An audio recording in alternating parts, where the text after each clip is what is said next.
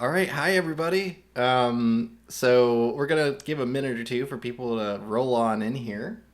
Um, it is this week was interesting for more than a couple of reasons. I finished off my April series for the Sage comics, so I'll be digging into that as well as getting into a couple more fantasy prompts and just kind of exploring the stuff you guys made on both the Gnarly Studio server and just throughout the Midjourney server too. So I'm so curious to see what people have been doing with the official tumbling up profile. And you can see that there's a couple people already starting to prompt with it inside of VC Create. So for anyone that is new here, actually, I'm going to give it another minute or two to make sure everyone rolls in here. We already have a couple of dedicated folks hanging out here. Of course, we got Rhapsody, we got Lola Soon, we got I recognize Nom Nom, but I haven't talked to you about or anything. Celeste, of course, Humanity, Fungi Mancer, Gompasta, Circulo, and Noob Lady. It's Snoopy, of course. It's good to have all you guys here, and just hanging out, and we're gonna be exploring a lot of comic related stuff today because of the big release that I did this week. Um, there was an interesting thing that I do have to mention while people are rolling in here too, which is that my last comic is going to be resubmitted as a complete collection next week because there was some meddling going on with a couple other people that purposely dogged on the comic in a way that made it so that a bunch of people downvoted it arbitrarily. Like from what I understood, from what I read, there were people that didn't even read the comic. They just downvoted everything on my profile. Um, and that included the most recent release. So I found the person responsible on Blue Sky, but I'm not going to, of course, call them out or anything like that. That's fine. People get angry, they get upset whenever AI makes a big leap in ability and in capability, and it is something that's just it's part of the equation at this point when it comes to getting your work seen, getting your work exposed, that kind of stuff. With me anyway, it always comes into this interesting argument or discussion that happens related to what is considered original content. Um, there's been a lot of content mill discussion going on now with ChatGPT and everything else going on. I only really want to mention this, which is that understand that any of the comics that I will be showing to you guys are heavily edited, as in like I use Midjourney to give me like foundational ideas and explore compositions, especially explore my comics in a way that lets people understand that it is a tool. It is something that's meant to be used by artists and have a fun way to explore their own art. And the way that we did it with the Sage comics was using mood boards. So let me first explain how everything works here for anyone that's new. So you'll notice inside of the Discord feed here that we have, and I'm going to zoom in for you guys. You'll have, if you scroll on down on the Midjourney server here, ooh, that's a little cut off there. Okay, let me fix that really quick. There we go, and shrink this a little bit. There we go.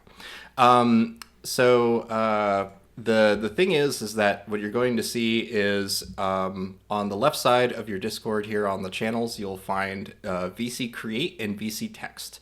VC Create is where we are prompting stuff all together, and everything that you guys make will, get featured or otherwise explored by other members of the stream here. It's the most exciting part about everything we're doing here is being able to collaborate in real time with potentially up to 100 or so people. Sometimes our streams get really really busy. Sometimes it's pretty quiet. It just really depends on the day. But I would love to see you guys submitting new prompts, new explorations with your characters inside of VC Create. So hop on over to there and start prompting stuff. Whatever you got going, you can use /show to also pull up a prompt that you've made on another server or anything like that. You can either get that on the website, your job ID on the website, or you can use the envelope reaction. So if I just write envelope here, you'll find the envelope, and then it's going to PM you your job ID for your prompt that you've made. And then we also have VC Text that is just above here. And VC Text is where you guys can chat and say hey to YouTube and all that kind of stuff, because everything gets uploaded to YouTube and stuff. So I would love to see you guys be able to chat with us and tell us your own stories, particularly just your experiences with using Midjourney and what you want to do with it in the future. I'm here to explore not just comics, but also film, video, really whatever we feel like getting into. So our streams are really diverse, and you might find a couple inside jokes every once in a while. But it is something that I want you to, to just jump right in and to have fun.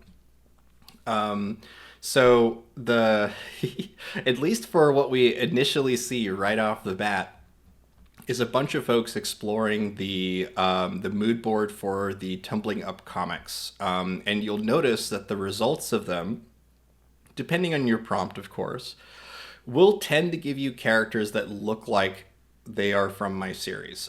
Particularly, you'll find like clones of Sage, or various different, I would say alternate dimension versions of Sage, where she might be wearing different attire, she might have a different hair color, or so on and so forth. But those inconsistencies are actually what we fix when we do our in-painting process afterward.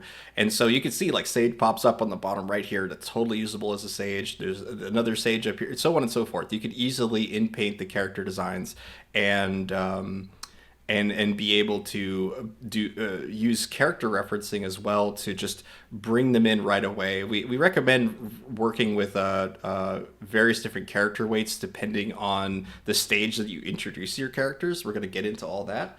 But I want to also show you guys something. I'm going to post it here. It is comics.spellbroke.com. That is the fantasy series that we are working on all together. And the reason I bring this up is because the latter half of this stream we will be that didn't work. Hold on.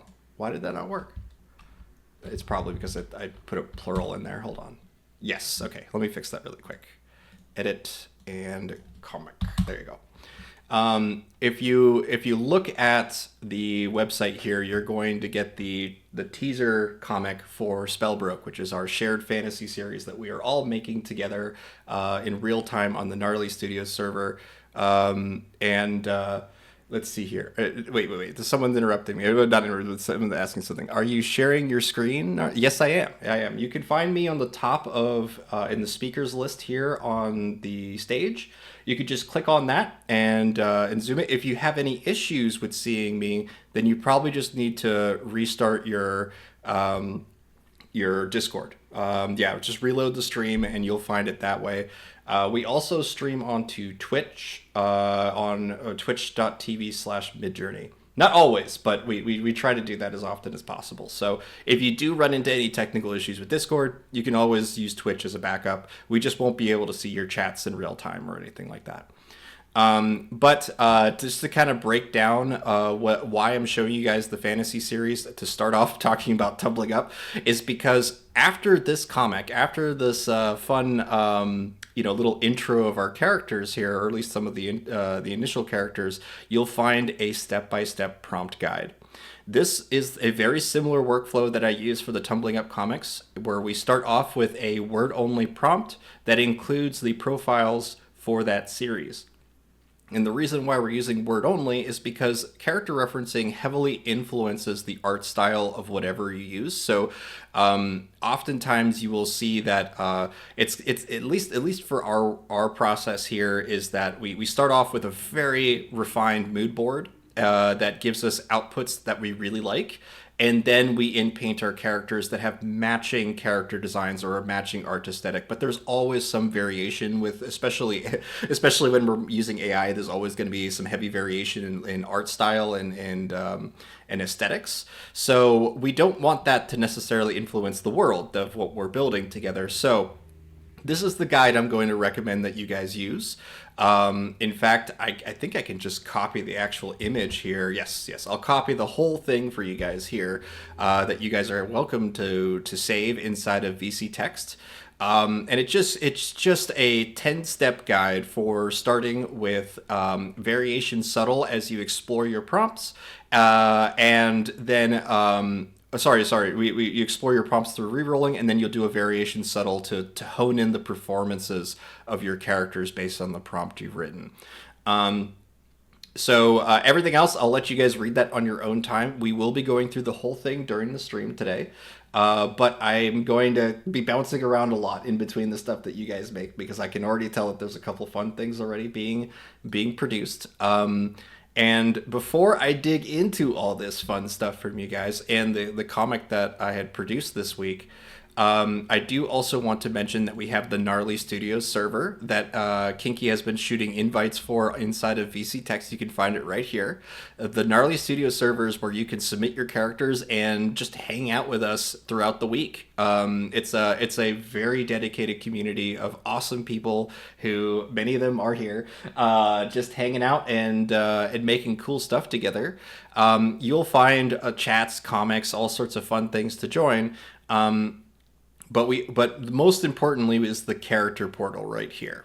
And that is where you guys can submit your original characters and see other users using them. So if you have an original character, I highly suggest to submit it to the character portal so that everyone else can keep you updated whenever they use your character. This is also a really fun way to explore ideas, because half the time, most of my stuff, I get inspired based on what you guys do, right? So it's like I'm embellishing on what you guys are up to. So you'll find characters from Spellbroke in here, like Gal here, the purple wizard, as well as characters from like Fungi Mancer, which is also in the same. Like, these are all from the same series here, guys. I love Lila, the Crystal Collector. She is so much fun, and just so many other fun characters that are in here. So I heavily recommend you guys submit to here if you haven't already. And if you need a character in order to mess around with today, just grab one from the character portal. It's a great way to learn how to use Midjourney. Okay, all right. So at this point, though, I'm going to hop ourselves into VC Create. And I'm going to take a look at what you guys are up to using the Tumbling Up profiles. And then we'll dig into that profile as well as the comic that was made. So let's see here. VC Create Space Shrimp Invasion. And you can see a Sage-like clone pops up here, even with a with no reference to her almost whatsoever. Like, there's none whatsoever. It's just the profile that will occasionally feature a character that will be easily inpaintable as Sage. Let's see, what do we have here? We have comic featuring Miss Snoopy in a strawberry sundress on a counter. Ghoulery unconstrained. The Ghoulery is a thread inside the Gnarly Studios server specifically for doing weird, spooky things, and so whenever it's mentioned here, I just have to clarify what it is. And it's a 19 panel comic. How do you think 19 panels are going to slap together inside of this composition? But yes, you can see that it's really fun, that the kind of results that we get here, they're reliable, they're consistent, they have all sorts of dynamics between the characters, which is the most important part out of all this, is that you could really get characters to like slap each other and stuff, and interact with each other in fun ways using the mood board. A lot of the default Midjourney Niji results may fight you on doing some of the more cartoony stuff that we're able to accomplish with this mood board. So I hope you guys have fun playing with that. Mood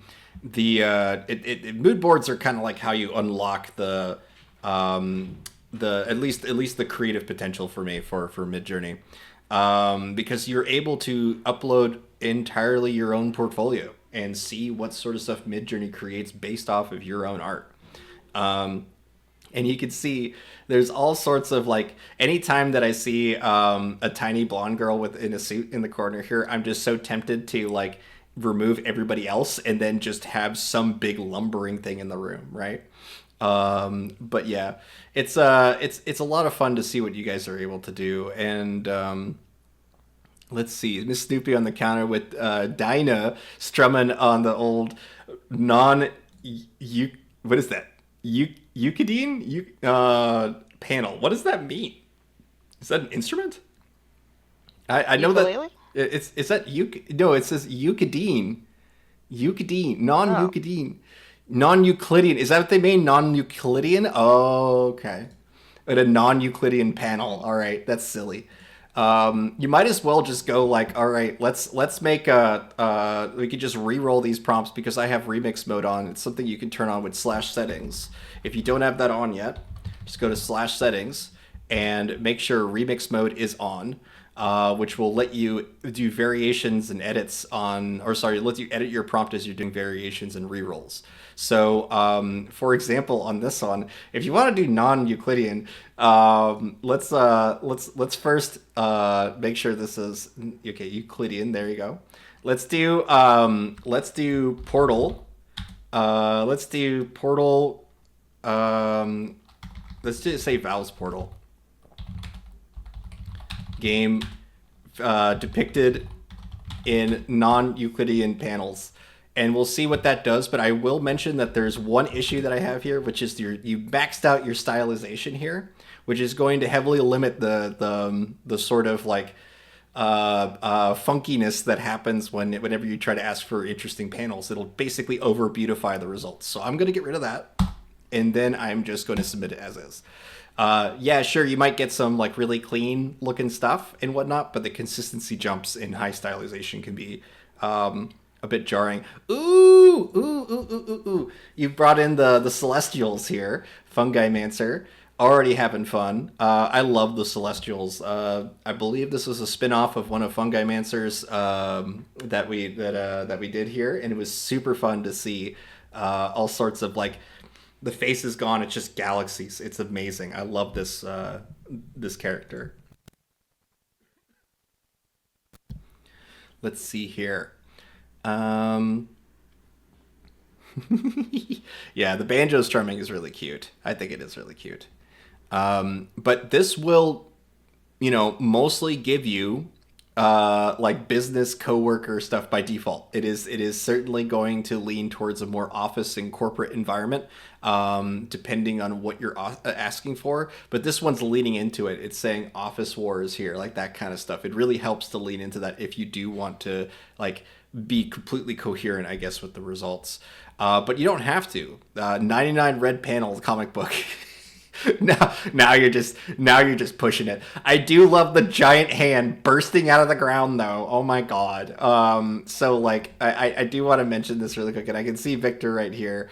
Look at this face. The top right one is I'm just straight up a bird now. Uh I have to upres that. That is too funny. Um but I also upres this giant hand here so that we can kind of mess around with that and check out some of the other stuff you guys are getting up into.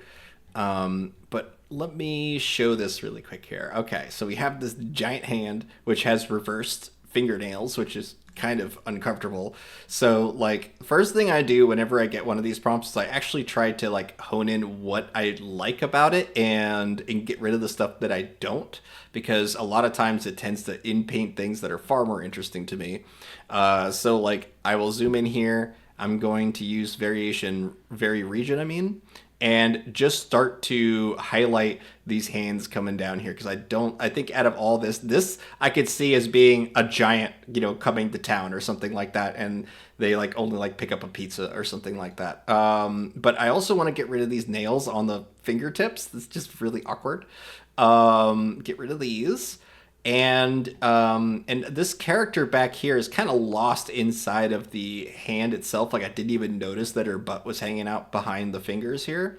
So I'm just gonna nix her entirely first. Something like that. And there are ways that we can encourage there to be less people in the result. If you, because 99 red panels might imply that there's a lot of complexity to this, I guess. So like what I'm gonna do is I'm gonna use a technique that I learned when we were hanging out with Fnuckle. Actually, I love Fnuckle. She's awesome. And the well, basically we're gonna use a void prompt, and a void prompt is when we just do two quotes like this, and leave the rest up to the mood board and any of the other parameters that are in here. I'll leave on the high stylization for this. Well, why not? This one I'll do it. But what I want to submit here is by using a void prompt, we're not going to refer to any people or anything like that. This is actually using a slightly different area of latent space, more focused at like text and whatnot. So we're just going to submit that on in and see if it just kind of deletes things. I tend to find it's a really great band-aid for like just patching things up. So we'll see how those results come in. Let's see here. I feel like I feel like I know the person on the top left here. I feel like what is it? I know there's somebody watching right now who will be like, oh wait, that looks a lot like somebody I know. And yeah, there's somebody. Sometimes whenever the IRL stuff pops out through Niji, it's kind of like it's interesting to see it and try to guess why it did that, but overall, it's pretty rare to find the Nijis. Let's see here. Yeah, this is that blurred out kind of odd beak face here for Victor, which it's something I would never use without there being intention. Like if I was mocking somebody who was a bird, like like some of you weird bird people, I would definitely be making fun of you by doing a face like that. I've also done this face a couple times with Michael whenever he's being a bit dumbfounded and stuff like that. So the thing about this prompt though, at least this result. There you go. Yes, exactly. It is. I'll zoom out here to see this. It is the SpongeBob. This silly SpongeBob chicken meme for sure. But if the issue is that when we zoom in on this, we actually can see that mocking weird bird people. Oh yeah. I didn't realize that I was overlapping with you on that one, Raps. I don't consider you a weird bird person. I just consider you someone who happens to have wings.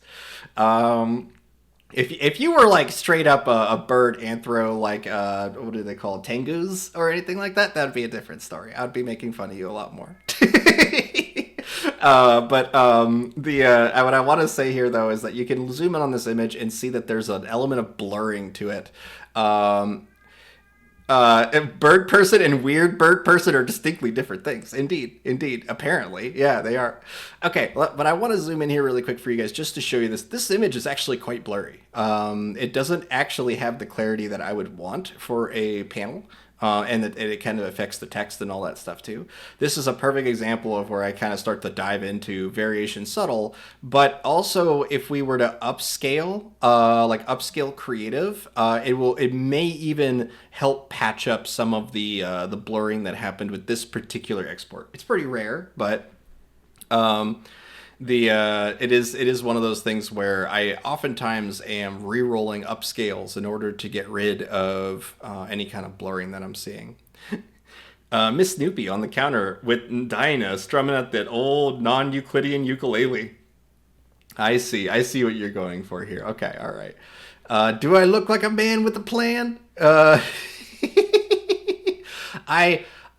I come into these streams open-minded, okay? That's how I'm gonna put it. I have a very, very clear idea of the goals that I want to accomplish, but how we get there, that is entirely up to you guys. I am so curious to see how we get through trying to just tell stories with Midjourney, you know? And what I'm seeing here is, let's see. So Fungi Mancer wrote a big V7 prompt. We've been using Niji 6 and version 6.1 for the comics and stuff like that, largely because version 7 is still in an alpha stage. There's a couple issues when it comes to particularly coherency of just we have a lot more recognition of what's in our prompt. You can write a lot more and see that represented in your results. But it is still doesn't have the feature set of version 6.1, and that's to be expected, guys. It was the exact same thing with version 5 and version 6. Like we the initial releases always need that additional public input in order to get better and to see more refined tools. But as for the results that came off of this comic here, it definitely leans towards the musical instruments being like kind of like the guiding of the composition. I love the effects of the music notes all through here. This is really cool, actually. And in terms of the prompt itself, it's very descriptive. So like you can kind of dig into this and see what it was able to preserve, which should be most of it. But in terms of trying to bring a character into these sorts of results, if you do in painting, if you do any sort of variations, or sorry, if you do any sort of uh, uh, yeah, basically in painting onto this stuff, you're going to switch back to version 6.1 anyway.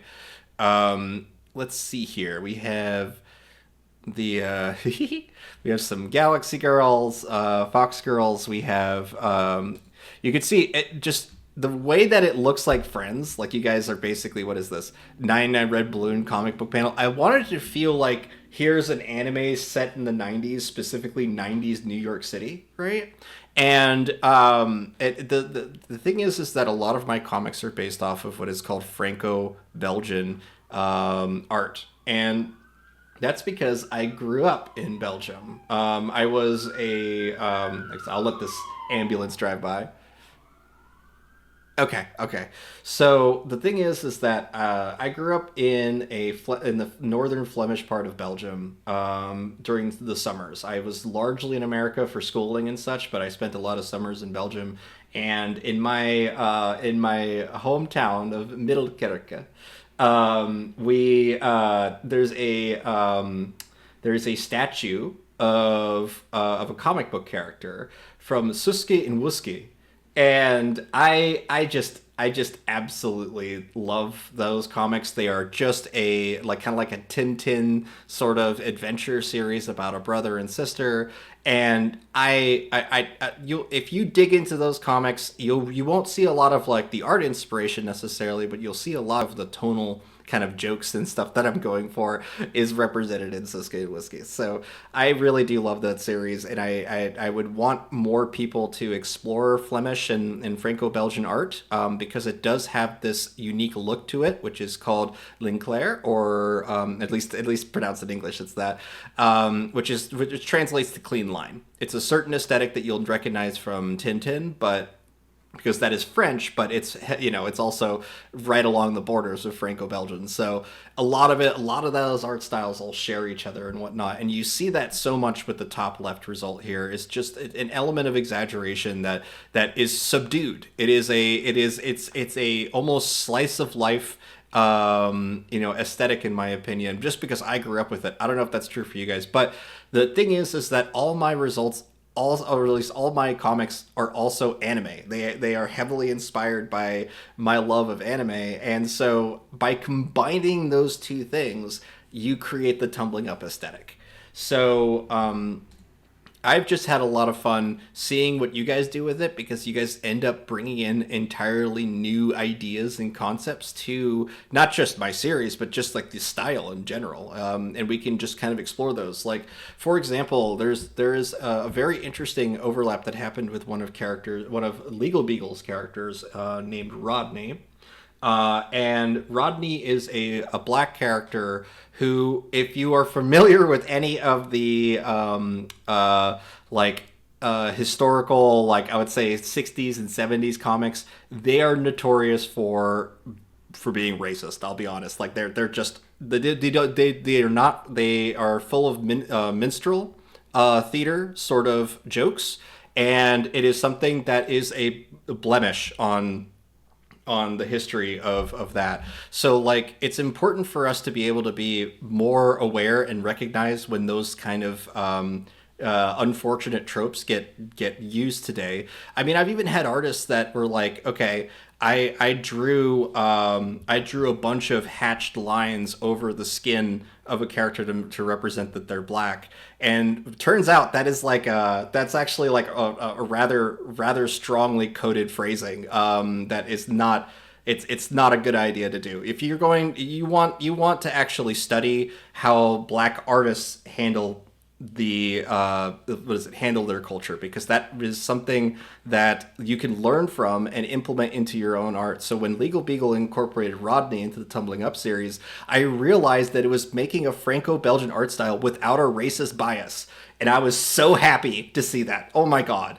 That there was like actual representation being done with the comics. So I love that. I loved seeing what how Rodney came out and how all the other black characters that have been introduced into the world. It's been so interesting and frankly refreshing to see. So thank you guys for just adding to the context of all this. It's so cool. But we see here that as soon as an image prompt is incorporated into oh, you want a prompt in French and Flemish? You guys should. Version 7, I think, will handle that way better. Am I right about that? I don't know if I'm right about that. In terms of other language support, is version 7 better than version 6? In general, yes, it's not necessarily completely accurate, but from what testing I've seen done, it's pretty good with the more common languages. Awesome, awesome. Well, it was something that I'm very curious to see how well people overlap with, especially in conversational mode with version 7, where you have multiple people speaking in different languages and having it just interpret that and put that in is just so fun and so interesting. Um, but let's take a look at what happened here when Fungi Mancer included this image prompt, okay, into the comic that they had earlier, and you could see that the image prompt heavily dominates the composition. It is going to take over the composition of the image without weighting against the image that you're including. But in terms of creating comic panels that complement the art, like basically you're saying, here's the character, now give me some panels around it. It does a really good job at that. It's really interesting what it can do. Um, the let's see here. Um, okay, here's the one where I removed the hands. The first thing I'm trying to do here is get rid of those weird fingernails that were on there, and it did that great. And you could tell that because the Tumbling Up comic was still used in the profile, we get random speech bubbles included to fill up some of these gaps here, but they don't have any text in them, or at least they don't mean anything. They don't say anything specific. So, like, I would say that the in terms of like keeping a somewhat New York in Northeast America sort of aesthetic, I'm going to keep the second panel here and just redraw over that speech bubble, and we can take it from there. Let's see here, and we got Enid going hard on more Fox girls, Foxy. And then we got Kitty Sage. Okay, okay. There is a an emoji that has been kind of spread on the Gnarly Studio server, which is this Kitty Sage emoji. I'll post it for you guys here. Um, let's see here. Boop. Yeah. Oh, okay. No, Gone Pasta's already got it. Already got it. There you go. The kitty sage was a byproduct of a random prompt result from you guys that we were like, okay, yeah, no, that's funny, that's a great expression on her, and it was just snipped and thrown into the to our emojis, and it's now just a common reaction from you guys.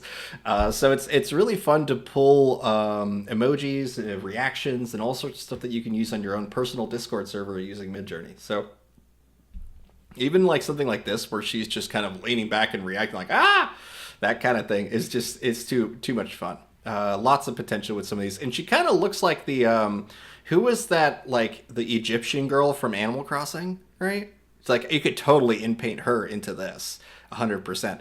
And then just have Sage like throwing a GameCube at the screen, and she's reacting to that, something like that. Whichever was the first Animal Crossing game to include her. Please use the first game, just because I think it would be funnier. But let's see here. So by combining mood boards, you could see that they are able to diverge the style while still keeping some elements that you may like or you may not. It takes a lot of experimentation to see what profiles are usable for you. Um, the main thing is that, like, depending on what you're mixing, it really leans into the kind of aesthetic that that you will see moving forward. So that's what I love about mood boards, is that all four of these results are a clear byproduct of combining these two results. Regardless of what's written in the prompt, I can see the profiles through the art, you know, and you can see the variation subtle that we did earlier. I'm just going to zoom into this really quick so that we can take a closer look and see if they had solved any of the kind of blurring, and it didn't do much. But this one is better. This one's just a wee bit better, but this one I would say is better. But in terms of the oops, I closed that out. Hold on a second. Let me get that back open. Copy link, paste. Okay. Just a second. Okay, yeah, here we are. This upscaled one from you guys. Okay, here we go. So at this point, what is multiple comic panels depicting a cat girl holding a measuring stick yard above her head in triumph, Office Wars champion. This is too funny to me because it's kind of reminding me of just trying to like put something up and then it crashes on your head. You could easily inpaint the bar out of there and start to reach up and whatnot. It does seem more like a car accident because it's like set on a bus. But I do think that there's some fun, especially with all these motion lines and stuff here. You can encourage the motion lines with either, I think this is probably a mood board that does, or by asking for it. You can say that what is it, expressing or featuring frantic motion lines, or or illustrated through motion lines is another one. There's a couple different ways that you can try to force actions, but Gompasta is saying that this profile combo is amazing for expressions and actions. Yeah, I mean, it definitely looks like it. The only issue that I have with it is the fact that it is neutralizing a lot of the color palette a lot. Like there's a lot of white background, there's a lot of faded or muted colors, and you compare, say, something like this to something like like this. Just to give a side by side of those, you could see how much more contrast and depth is in particularly the dark colors. That is largely gone with this most recent result here. So you would either need to bring that back with color correction, or you would need to do some compositing, like you're actually layering different results together. And you can see here Bert's exploring with void prompts as well, trying to see what happens when you just kind of expand with them and whatnot, and see what sort of characters pop up.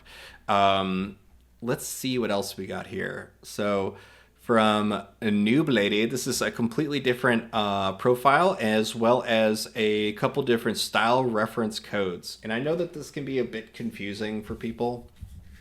Frankly, it can be occasionally confusing for me. The fact that srefs and profiles influence the same or similar parts of the image, it's just more about the intent of what they do. So like an image prompt is going to be very literal. It's going to take the composition of the image. So like if I did an image prompt of these two ducks yelling at each other, then you're probably going to see something like that, something like two ducks on the water side, or something that is about that same composition. If we were to say remix this and then say that these are two robots fighting, they would still be kind of head to head and screaming at each other, that kind of thing. But the thing is with this one, it says multiple panel manga comic of an anthropomorphic Egyptian pharaoh sphinx summoning the mummy from the esophagus. I read that first as esophagus, like my throat. But let's see. He's a cool guy. He's a real cool guy, this Sphinx. I'm reminded of I would say mid to late 90s MTV, with this one, like just post Aeon Flux MTV era. I am seeing from this, yeah, from the esophagus. This is a fun mood board combination here. Look how goofy this is. This almost looks like you're mixing it with like almost like Invader Zim a little bit. I don't know what's going on here. But it is really interesting. Sarcophagus. Yes, thank you. That's the correct word. But this is really funny. I mean, this is a level of goof that I'm down for. But we would need to explain what's happening here, right? It's part of the whole found footage element of all this, is where we can kind of find a fun idea and explore on it and embellish on it and start to use it as a speech bubble of sorts and explore, or just add speech bubbles to it to turn it into a comic. Um, let's see here. Yeah, the cat girl holding her stick. Yeah, yeah, yeah. I'm curious what your goal is with this. With the Office War Champion. We have Enid doing hot pink Galaxy Fox Girl still, and just very very cute results from that. It is one of those things where you start to find the patterns and you see which ones you like, and you kind of just lean into those. That's how I recommend doing it. It's way better than like going in with a hard plan. Are we supposed to have a goal? That is the real question here, right? Yeah, no, I wanted to go through your all's results first with this because the I wanted to just kind of show how much of it is generated, right? These are all raw generated results, and then I wanted you guys to compare with the Tumbling Up comics, particularly just to see how different that is. Um, the Cyborg Invasion comic. Oh my god. Lolo soon. Of course, I can tell from a mile away. He's doing some pretty cool stuff with his robot character here. There's a little bit of inconsistencies and whatnot, probably because of the character weight set to 0. But it is one of those things where getting a word only prompt of your character is going to be real, real handy if you don't already have it. Um, oh, you brought in this. Oh, hold on, hold on, hold on. Design artist Draxler is posting Drakaba Zinplot, I believe is how you pronounce it. I haven't spoken Flemish fluently in 20 years, so you're going to have to excuse my butchery of, I guess, my native language. But it is not actually my native language. I was 2 years old when my parents were told by a therapist that they were quote unquote teaching me wrong by teaching me a second language. So they switched over to English entirely in the household, which confused the living crap out of me. And terrible advice to give to someone. Like, multilingual families are how you make smart people. And I and I'm a product of that. I'm not that. But it is certainly true that I understand it when it's being spoken to me slowly, but I have a lot. I can't read it. No way. I learned Spanish and English in an international school when I was 5. Wow. Yeah, right. Like that is the way to do it. Let's see here. Funky German covers. Yeah, yeah, yeah. The let's see here. Multi camp. Okay, this is the anthropomorphic mummy here from Noob Lady. I do dig it. I do dig this the color pop that's on here. I do worry that some of the more scratchier art styles that are here just kind of get lost in certain details. So it's one of the reasons I hesitate to just like mix SREFs together and stuff like that. Sometimes I get like one good result and I think that this is like the holy grail combination of whatever, and it just doesn't really pan out like that. At least for me. At least for me. But all right, all right. We've gone through a lot of these initial results from you guys using the either combining the tumbling up mood board or just using it by itself. And what I do want to show you guys over here on the midjourney.com site here. Actually, I got to get rid of this chat window here. Where is that? There it is. Boop. Okay. So I'm here on midjourney.com, and the thing to keep in mind with this is that this is how you're going to really get the full advantage of Midjourney, is by using the website itself. You'll notice that if I go into personalize, you will be able to create a mood board or to rate images to create a global profile. And what I wanted to show you guys here is the tumbling up mood board. That is right, probably a little lower. Sorry, there it is. Here it is. Okay, so we're gonna click inside of this, and I wanted you guys to take a look at this. You can also share mood boards with each other directly. So I just find the copy URL, and then I will paste it here inside of VC text for you guys, so you have it. Boop. And the and thank you for subscribing, Dexter. It is something that I'm excited to see what you're able to do with Midjourney. So at this point, though, you can click onto that profile. You can add it to your you can, I set it to a default, but it is something that you can add it to your profile if you like, or you can just save individual profile codes. But if you hit use prompt up here, it's going to give you an M code. That M code is just going to link to the actual mood board. As soon as you submit the prompt, it changes into a 6-digit code, and that 6-digit code is something that is what you're seeing flying around on VC Create and such. So it's as easy as just coming up here and starting to type your prompt out to get what you want. Just know that without NG6, your results are basically dependent more on the prompt in terms of the quality of what you get. So like she is using a fax machine, multiple comic panels.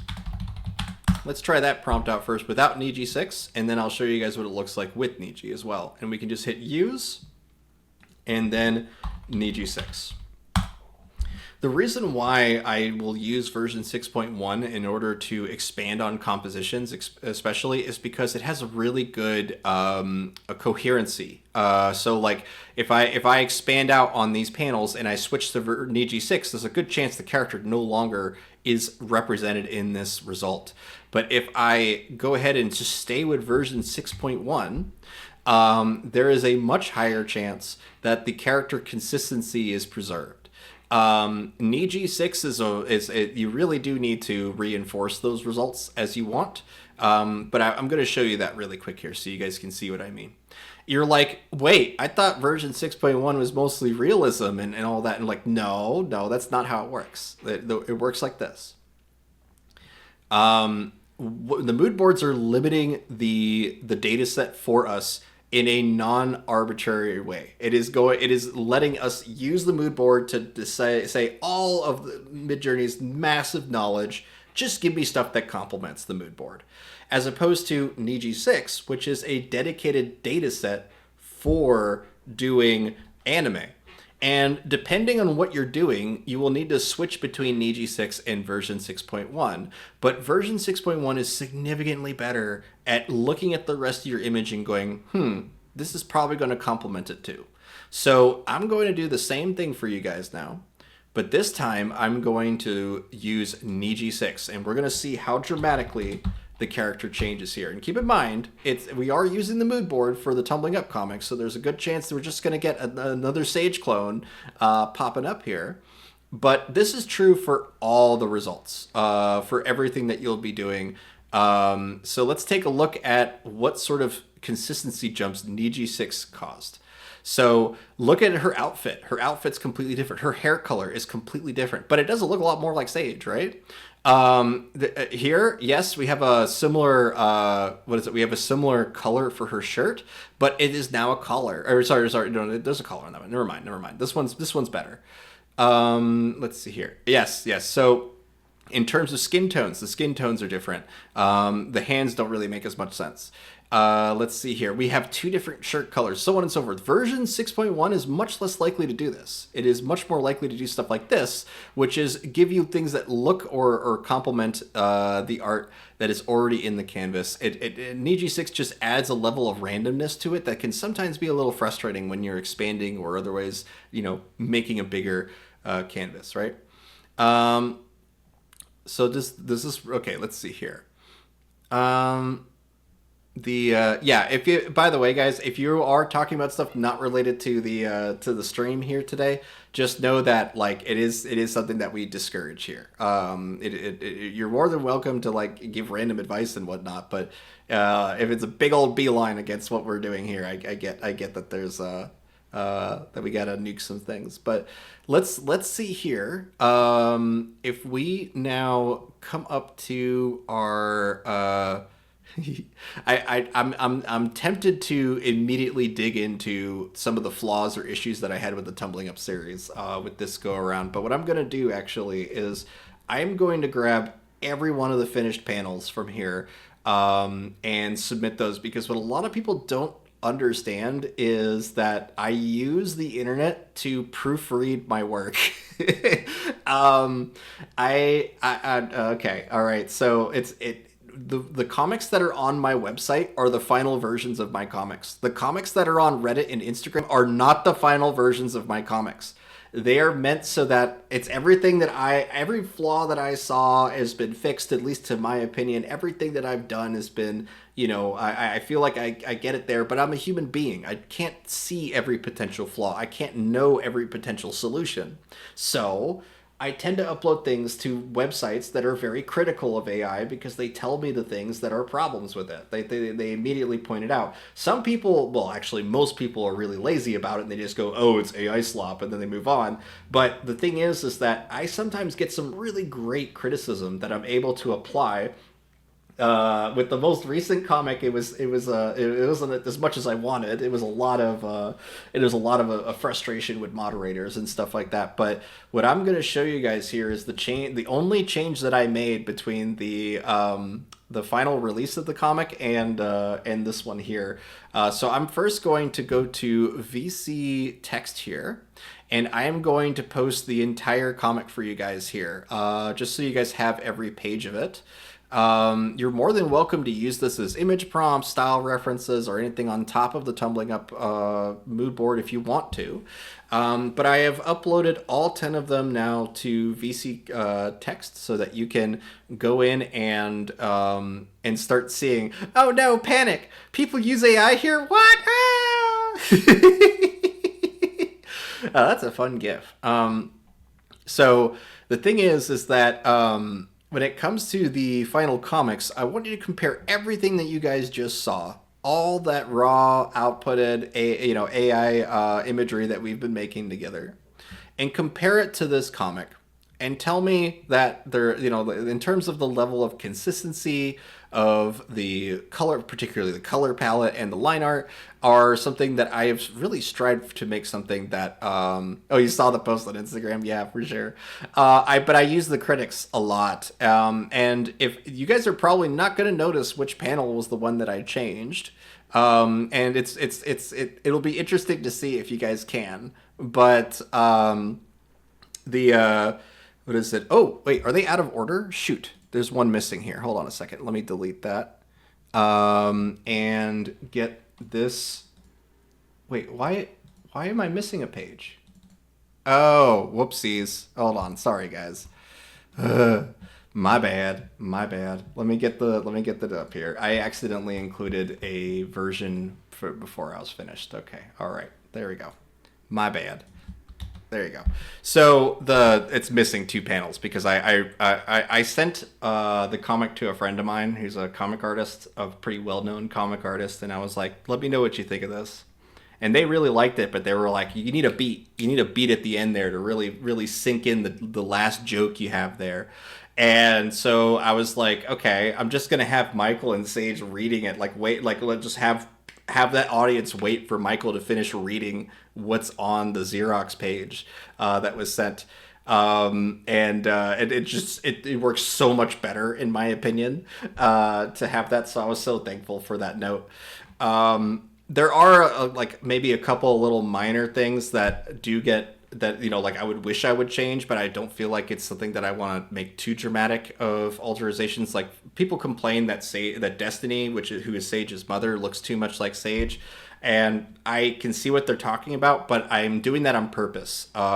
Destiny is Sage is the product of a teenage pregnancy, so I really wanted to make sure that like we would have the setup later to have jokes of like where she is always confused to be the older sister, not the mother, and Destiny really leans into that. Like she really likes the attention in that regard, but it frustrates the living crap out of Sage. Sage largely is a little adult when she was growing up. She was forced to grow up very quickly, and because of that, she's essentially like like working at a massive tech company before she's even 24 years old. You know, like that level of acceleration in her life, her goals and whatnot, are a product of her trying to be an adult, growing up too fast, trying to be an adult when she's still very much a kid. That kind of idea. And so when I hear criticism like that, I am tempted to change things, but I know that I don't want to because I already have a plan. I already know what I want to do, and so the key differences between Sage and Destiny is that she has subtle smile lines. She has a center part in her hair, and she plucks her eyebrows. Sage doesn't pluck her eyebrows, which is why her brows are black and thicker, while Sage's tend to be just a line. These are the kind of defining characteristics that you will be needing to establish for your character bibles. And I know I don't talk a lot about film industry like terminology like I used to back at the start of my streams over a year ago, but I want to dig into what a character bible is. It was one of the first things I ever brought up here. Um, King of the Hill has an amazing character bible. I've shared it a couple times on my server, but it basically breaks down everything that you're not supposed to do with the characters. Like for example, the when Hank is ever like talking or introducing him, he never leans down to people. He always has this kind of like stiff verticality to himself, and that's because he doesn't take care of himself. Hank Hill is notorious for being somebody who is that stereotypical I'm a man. I'm not supposed to care about how I look, how I act, how whatever. There's so many other like tropes that are involved with Hank Hill that imply that just by making sure the character never looks down at people, they always have an element of movement to them that you see in the King of the Hill Bible. And so the thing is that the at least for my character bibles, I try to lean heavily on relationships. So characters needing to be in relationships with other characters, and they're almost always platonic, and having some way to relate to that through the character designs. There is something interesting too, another character bible thing that a lot of people don't recognize about Michael. Michael's hair, okay, is an M. It's always an M. It'll always be an M at the end of his hair. I use like that kind of like text like M here. Let's see, M there, so on and so forth. There will always be an M at the end of his hair because that's how lazy. Victor's the same way, by the way. There's all sorts of V's whenever I draw Victor normally. So it is one of those things where I lean a lot on that kind of symbolism and embedded technique for just drawing patterns and stuff like that. I lean into that a lot. For Sage anyway, she has these banana bangs that hang down. That usually has one behind the ear and one in front, unless she's like spooked, shocked, or otherwise in a moment like a franticness. Then those banana bangs will both hang down. Cool little details about the hair being round.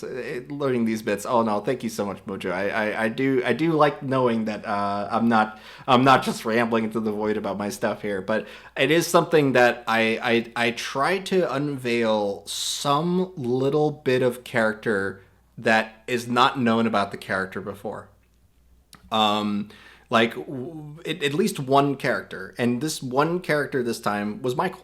I wanted to reveal that what Michael looks like on the weekend, because we've only seen him every weekday since I started this series 2 years ago, and I wanted to show the kind of like poofy sweater jacket that was so popular in the 90s that he's wearing here. And originally I was going to give him blue jeans because that's the final look here, but it also clashes really hard with my art aesthetic of basically just a lot of beige. But the thing is that I really wanted to show a more casual Michael with this one. And so when he's sitting on the couch here watching Mighty Morphin Power Rangers because it's Saturday morning, therefore Saturday morning cartoons. A lot of the younger people didn't get that. A lot of people, like, this is another problem that I learned about this comic, was that a significant number of people did not realize that but this was a jump to the past. This one was just a 2 hour jump to the past. I fixed this later by including a time code on my website. So when you click on this comic here and you go to the next page, it actually says that it's that it's just after 8:30 in the world here at this moment when Destiny calls Michael. So yeah. Anyway, I've rambled on and off about this. I just wanted to show you guys what this looks like and to compare it with all the raw stuff that we had just reviewed, because this is the difference between like generating a comic and really going in there and saying, this is the story I want to tell. And in terms of building out this comic, it was largely prompts related to her laying on the Xerox machine. And I have a whole time lapse that I wish I finished ahead of time for you guys. I could try to open it and see if it'll let me, but I worry that Streamlabs is going to get very angry with me if I try to open up Premiere while this is going on. Let me try. I'll try it. Let's see if everything crashes and burns. Why not? Why not? And while that's happening here, I'm going to scroll through here. Let's see what you guys have done here.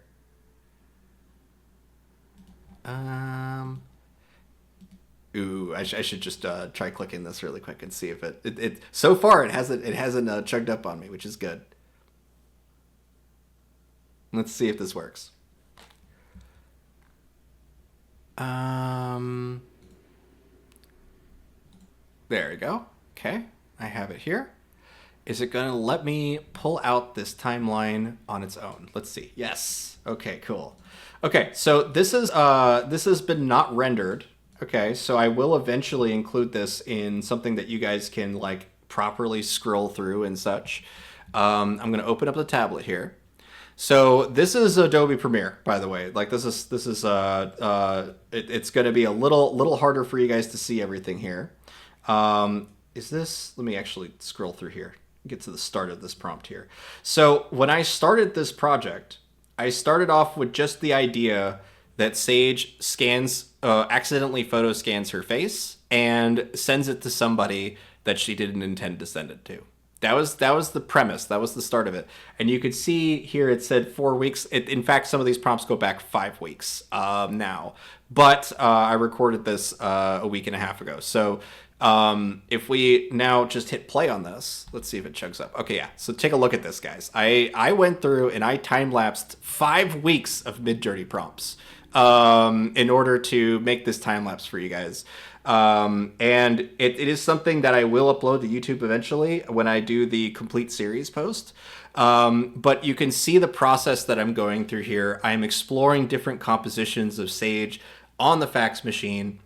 And then once I'm happy with one of them, I start to develop it by combining character referencing and removing character. It's like a wax on, wax off process. I turn it on, I see how it looks. I turn it off in order to get more expressions out of characters because it's all referencing back to the mood board, and so on and so forth. So I am exploring all sorts of different positions, compositions, so on and so forth. And there is an entire sequence that happens that is not included in this comic, which is the dream sequence that where she's in between waking up from a particularly Tron inspired comic to the one that I posted here today. And you could see little bits of the comic that are finished now showing up into these results here. So some of the earlier the setup of this comic where she falls asleep on the Xerox machine, I didn't include here today, but it's definitely in my history. If you dig through that, you can read the entire thing. But I will be posting it next week for you guys. So I'm gonna let this finish here and take a couple drinks of my Thai iced tea here. Kinky, did you want to make any announcements while this is going on? Sure thing. Hi, everybody. I am here to invite you guys this weekend to a very special, one of a kind event that we never ever do on Midjourney during the weekends. Uh, It is an event that we call Prompt Battles. And Prompt Battles is a game where you prompt an idea from another person for 10 minutes and make it your own. And then you come back with that image and put it into something we call a poll unit. The poll unit makes it so that your image is completely anonymous and whoever votes for you is completely anonymous. And then we do a vote for about 2 minutes. After that voting is done, we return and figure out who won the vote, and that person comes up with the next idea. Not only do they come up with the next idea, but they also get a free fast hour. There are many ways to earn free fast hours during prompt battles. You don't have to win. So if your confidence isn't great about your prompting, don't worry about it. You still got something in there for you. We have a bingo game that goes on. We have free fast hours for participation. Um, and I mean, there's always something. But we would love it if you came. It's 16 hours during the weekend, so you probably can find a time frame if you really want to make it. Um, I'll drop the links in the chat to the event. I hope you come. It's a great time. You get to meet great new people, be part of a community. You get to have like, just a chill time talking to people all weekend. You learn how to prompt things that aren't inside your wheelhouse, and you get to earn free fast hours. So you should come along. Come on down to the Prompt Battle Arena this Saturday and Sunday, every Saturday and Sunday. Here's the time in your neck of the woods. I hope you can make it. And Th- I will let Victor have his mic back. And thank you for listening to the Kinky Minute. Bye bye. No, thank you so much for that, Kinky. I echo the same thing. Go to prompt battles. It's a great way to really break out of that box that you're in, because you're going to see all sorts of different ways people accomplish the same goal. And yeah, it's recommended for sure on my part. But you could see here as I was building out this scene, I tend to like remove a lot of the noise, a lot of the busyness of the images, and try to really focus on specifically just what's important. What is the intent here? And the my intent was to have some fun pajamas and to show Michael's feet.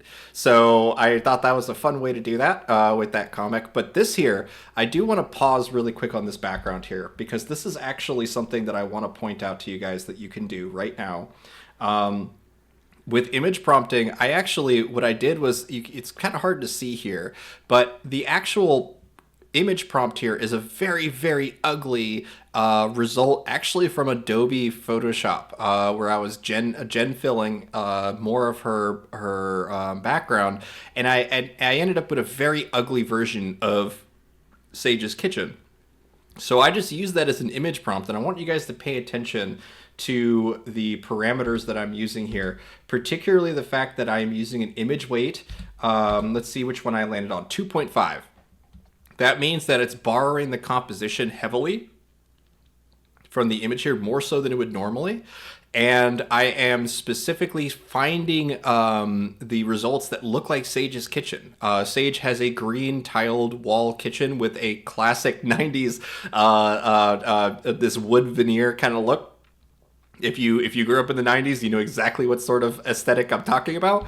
And that's what I was aiming for with this one here. So you could see I found it, I locked it in, I was very happy with this final result. And I just want to really rewind really quick. I was especially happy with Sage's coffee maker. I ended up drawing the handle for it here, but I was super happy with that coffee maker, to the extent that I actually looked it up on Amazon to see if I could buy this to this and see if I could find a skull coffee mug. But no, I didn't see one, at least in my 2-second searches that I did. But you can see here I'm exploring backgrounds. I'm exploring all sorts of different compositions that I might use, and then I find one that I'm happy with, and I go with it from there. Especially when I start off without CREF. And I lean quite heavily into the fact that Destiny. Oh, there you go. All right, it's over. So that is the just the office scenes that we had from this comic, and the and the first comic from the April series. I'm curious to see what you guys thought of that. I haven't checked out the chat yet, so let's see Let's see what that looks like here. Get rid of this here. Boop. And let's see what you guys thought.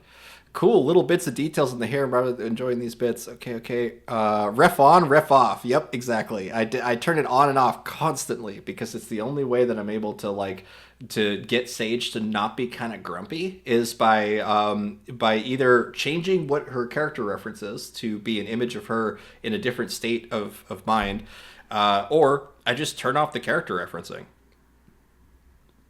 Let's see here. What's the prompt battle? Yeah. I see some remix and some vary in your video. What makes you choose one or the other? Okay. So this one is this.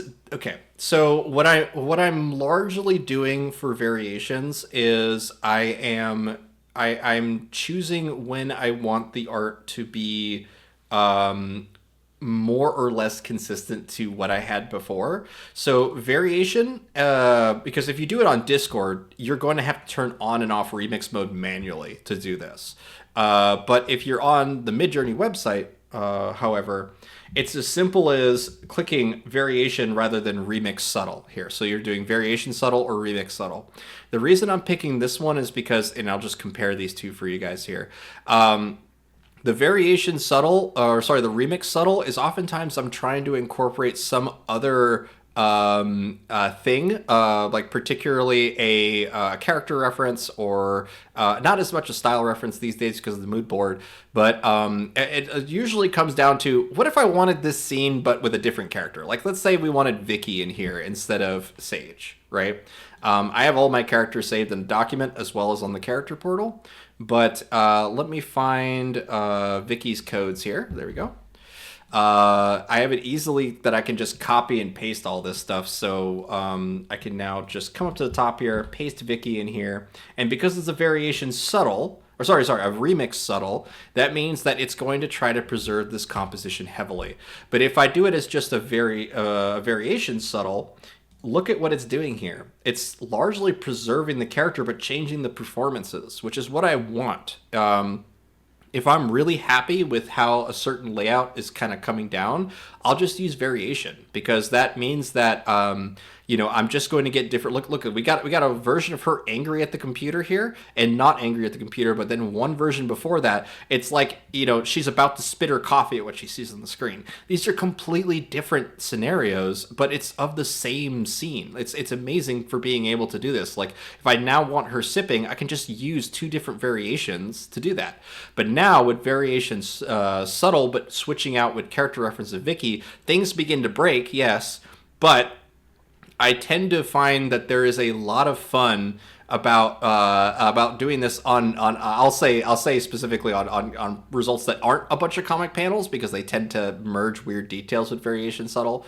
Sorry, with remix subtle, but I will do this kind of stuff whenever I want to change the character out or switch up what's happening in the scene. So it really just depends on what your intention is, but I tend to find that variation I will use more often when I am just trying to see what other performances I get off of a scene. Like just her, like with his coffee, I could easily make a bit about, now granted, I'd have to in-paint her hair because Sage doesn't have a ponytail.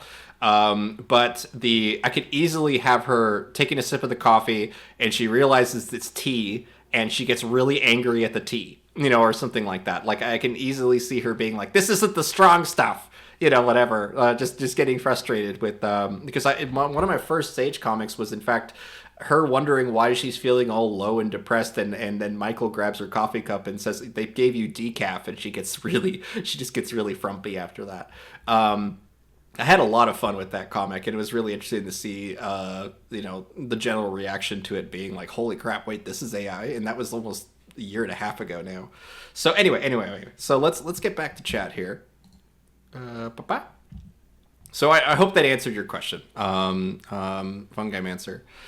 Let's see here. Cool disguise. I love the time lapse. Makes me feel about obsessing over a single shot that feeds into a mini vid sequence. Yeah. There's actually a really easy way to do time lapses with Midjourney, guys. And I'll show you guys that process right now because I feel like a couple of you guys will want to do this too, to show off your bigger, more projects to see. Because there's another thing I have to add here before I do that, which is just know it's called a sunk cost fallacy. If you just keep digging into something, you're like, oh, it's gonna get better eventually. There is a chance that you fall into that hole. Okay, we call it rabbit holes for a reason. But I will say this though, whenever you're doing this kind of stuff and you're kind of digging into into the meat of it, trying to find what you want to use, I tend to give myself a couple rerolls before I give up and I try something else rather than constantly you saw how often I switched up the compositions in those. It was only when I was really like, okay, the ceiling is wrong. When there's only one aspect that's wrong, then I will keep diving into it. But let me show you guys how I make time lapses with Midjourney. You will get people arguing with you that a time commitment isn't necessarily mean labor. Like it is something that I see a lot of AI users make this mistake whenever they argue stuff online. They'll be like, "But I spent 3 days on this. How can you say that I made it in the click of a button?" Or they otherwise try to relate the artist's struggle with their own time commitment or their own effort applied to the comic. And I will say that that's kind of an unfair thing to say. And the reason why it is because just because it is a time effort, there are so many examples I can think of that is just, yeah, you put time into it, but does that mean that you got something good? Like, does that mean that it has value? No. Just because you put time into it is actually a sign of, like, at least when you're talking within a professional environment, if you say you put a ton of time into something and it doesn't live up to expectation or chops or whatever, it's actually a negative on you because it means that you're not being efficient. It means that it takes a long time for you to get what somebody else can do much quicker. So when it comes to doing like these comics and stuff like that, I try to not be a perfectionist, but it's inevitable. It's inevitable that I'll just start digging into what into my own work and fixing every little detail down to the pixels. But I'll show you guys the time lapses here, and then go from that. So let's see here. So I'm going to open up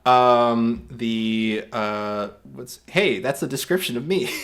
The anti-philosophy is that taking the meandering road and intentionally being slow, neither are wrong. Right. I will say that it's more about the argument of my stuff has value because I put time into it, as opposed to say I enjoyed my time I put into this. Okay.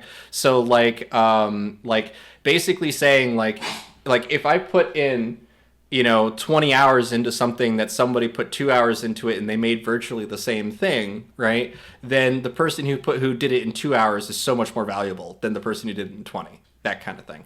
But I want to show you guys, oh my God, there's so much stuff we're going to have to dig through. Oh my God. But let's do it this way. Let's do it this way. So I'm going to open up the tablet here, and I have midjourney.com open here. This is how I make the time lapses. What I'm going to do is we're first going to find a good moment to start with here. So I'll use, in fact, let me pull this up here really quick. I want to pull this up so I find the right moment on my own here. Because if I do this a little too late or a little too early, you might not get the full picture here. So I'm going to start off with the with the Tron comic here, because that is going to show you guys the evolution of how I do the time lapses here. I have to first make sure that I find the starting point inside of my organization tab here, organize tab, and I'll find the start of me making the Tron comic, which is the comic that was just before this one.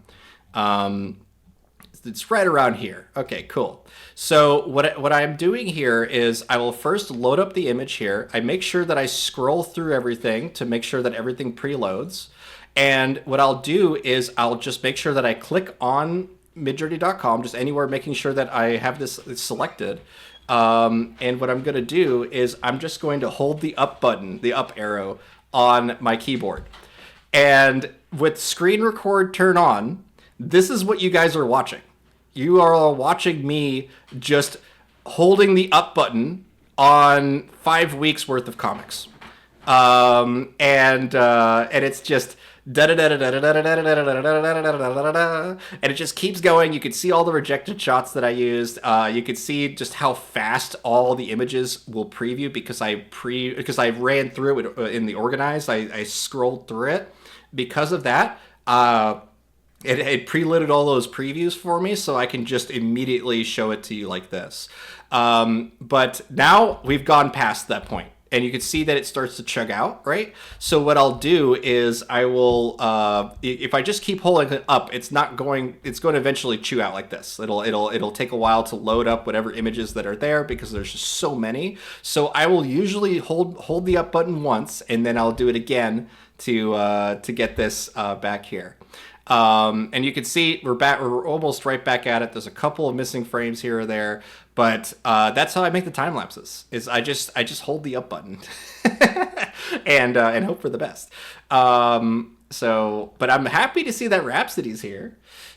She was having some connection issues earlier, so whenever she's ready, Hi. she's okay. Yeah, there you are. Hi. I'm here. Yeah. And so there's a couple of things that I wanted to feature for the Tron series, for the Tron comic, where she actually gets sent back to her waking body, right?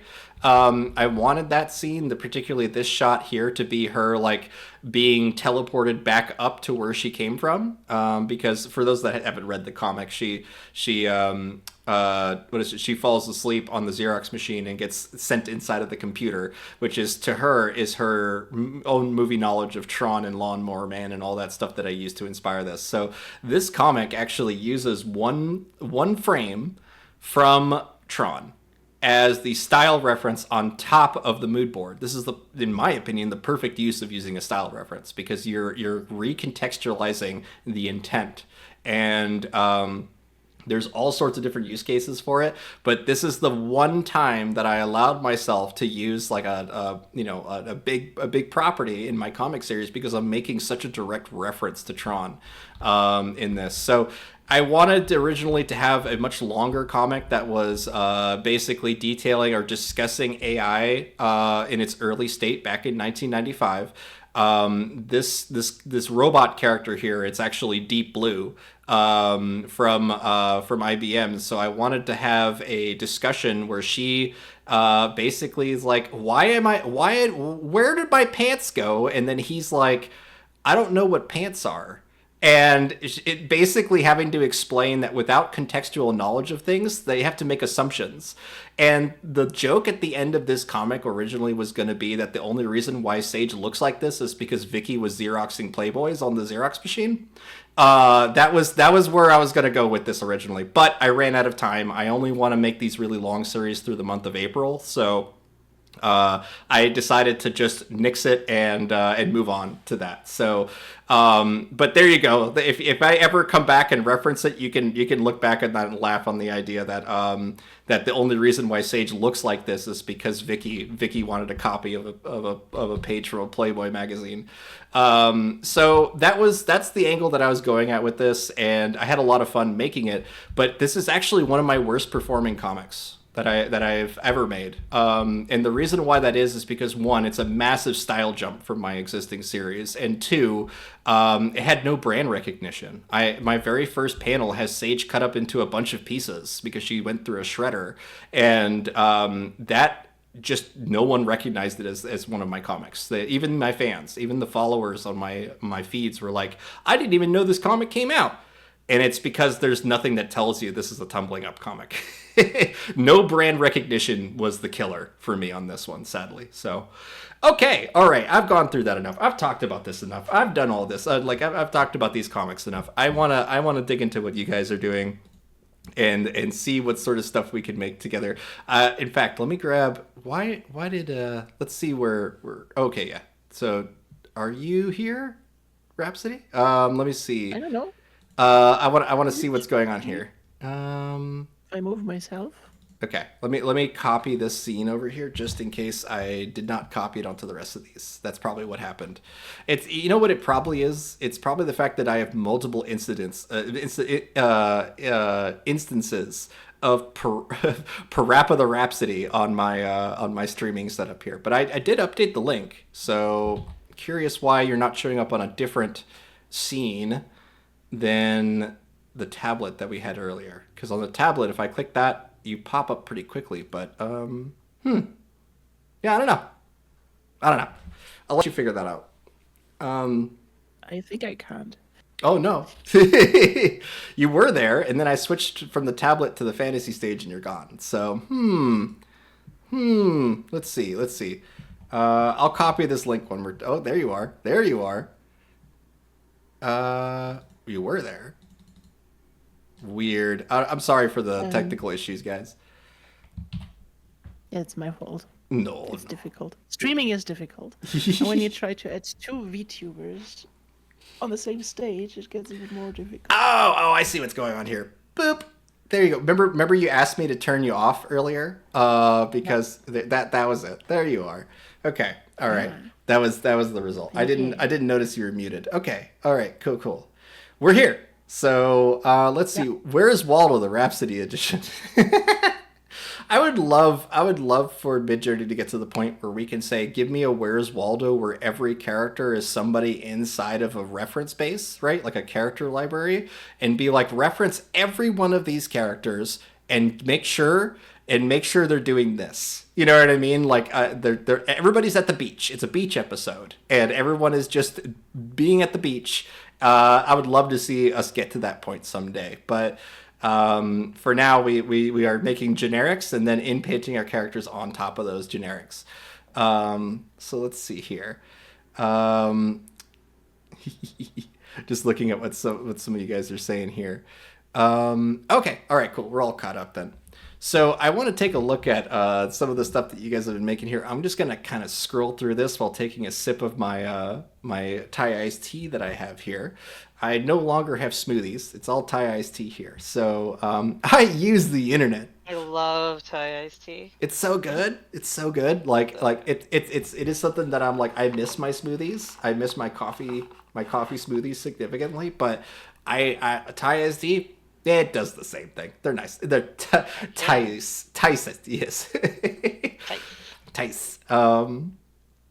Let's see here. There's some really fun Victor stuff that you guys have been doing. I use the internet, right? I certainly do. I will admit that I do take advantage a lot of the of public opinion in order to drive a lot of the decisions that I make in my comics too. So occasionally you'll see. Let's see, turn you back on there, Rhapsody. There we go. Occasionally you will see that there is all sorts of little nods that I do to other things that are happening within the either the world of webcomics or politics or anything like that. Sometimes people will think that I'm making fun of them when I'm not, which is really funny to me. Like the shrimp comic and stuff like that. That was a big surprise to me. I was like, I'm talking about an article from the mid '90s about a shrimp lady. Okay, like I don't need to. I'm not trying to talk about any particular artist, and people thought I was that kind of thing. It's amazing what people will see in your work that you never intended. So, Yeah. Well, how about? That was a problem I had in art school. Oh yeah. I had this class where we were just interpreting like pictures of artists that lived like 100 years ago or longer. And I was like, it doesn't matter what we're writing here. I get that we need to learn how to use language and describe images and analyze how things are made and painted, but this whole intention of the artist part, it was, I don't know. I never liked that.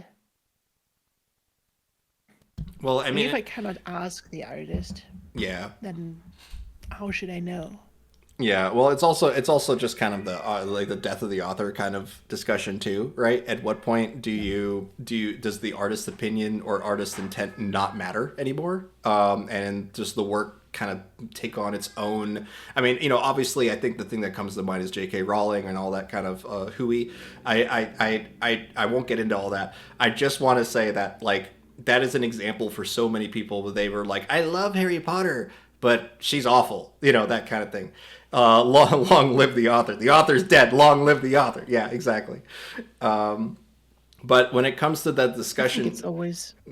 go ahead. Oh, I scrolled myself. Oh no. Oh no. I think it's always important to evaluate like a piece of art separate from the artist too. Like something can mean a lot to you, even though the person behind this is probably maybe a bad person, and that's okay. There's no problem in that.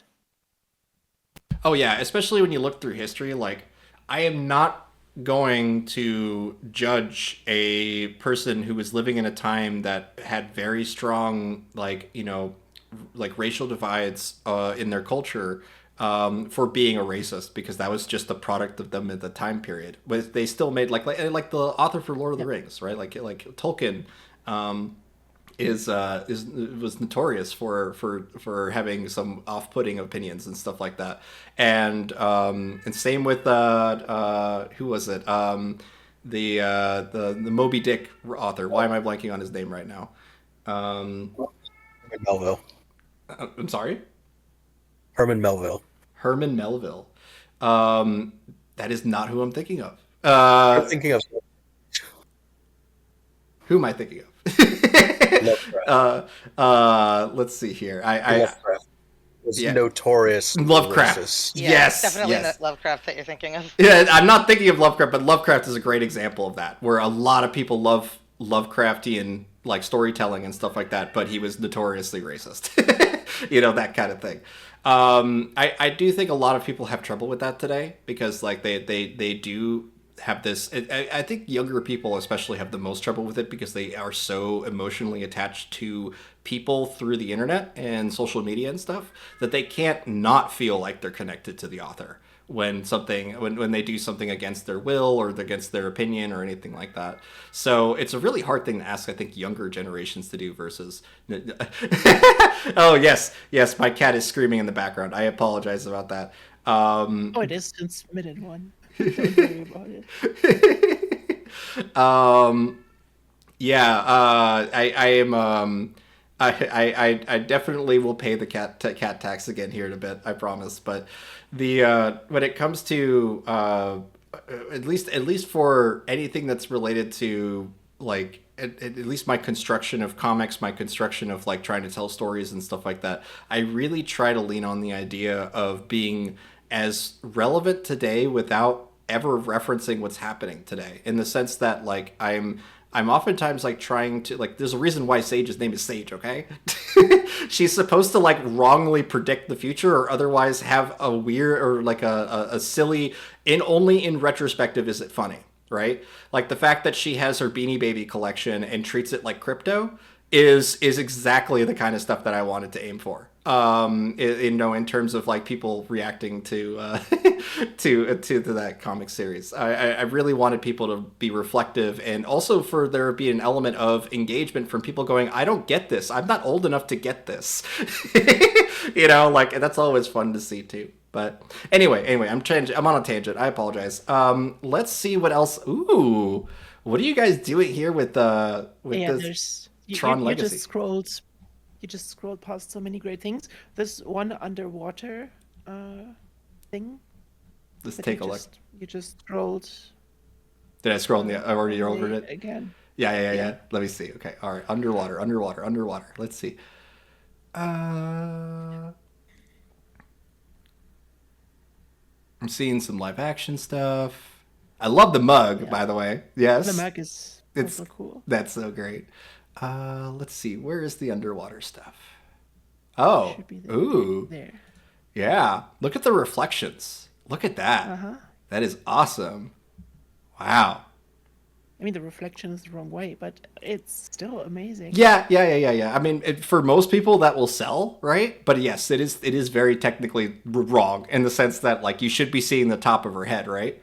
But yeah, no, that's very cool though. Was there anything used in that? Like any special SREFs or stuff? No, just a No, profile. just the profile, 72-hour long time lapse. So yeah, and I don't know. It doesn't have any chaos on it either, so it's kind of interesting that this came up with that prompt. But yeah, that is pretty cool. I guess Yeah, people are taking a lot of time lapses of water. I could see sunsets, like time lapses of Yeah. sunsets with ocean water. Yeah, Good. you're right, right. Um, let's see. She's in a strange sci-fi world of neon-colored lights, and I see you combine another mood board here. I'm curious what that mood board is, Going Pasta. But I see you also, and it's smarter you to drop the stylization on this too, so that there's a lot of uh, like at least in my opinion, you're not going to get a lot of like the busyness of that. But I do like this a lot. This is really cool, and this is definitely by using a lower character weight. Yep, character weight of 5.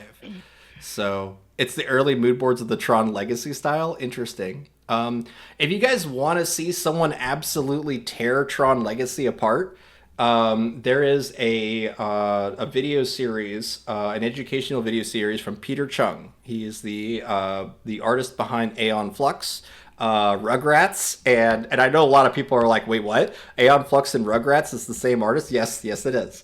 At least it's the same art director.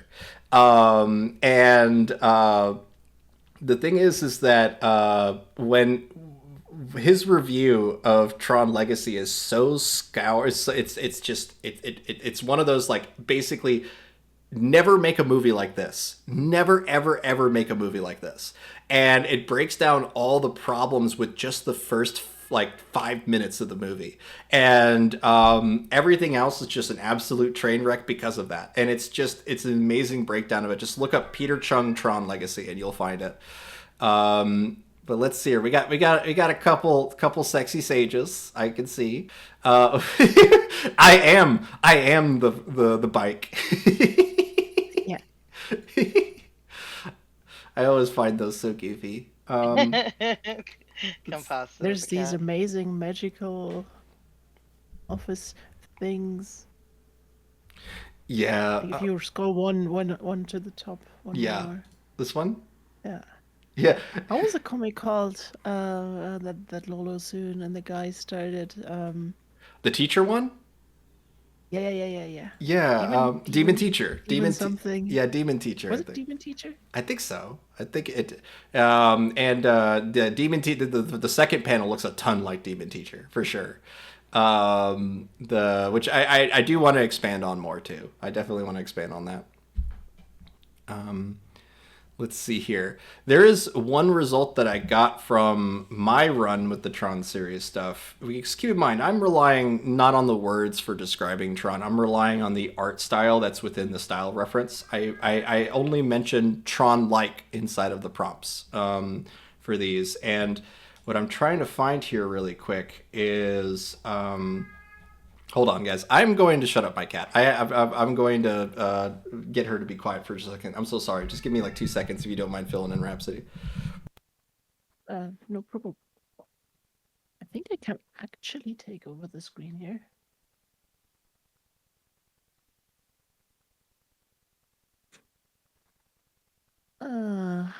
Let me. I mean, worst case scenario, you can just fill the stream with more meows. Yeah, that's the thing. Yeah, sorry about that. I enjoy the meowing, so Oh. Talk a bit to you. it's like one of my favorite parts of every Go stream. big. Oh, he's back already. No, please, go ahead. It gives me a second to take more sips of my Thai iced tea. He needs to. It's This important. episode of Victor Gnarly's Character Workshop was brought to you by Thai Iced Tea. Of course. Yeah.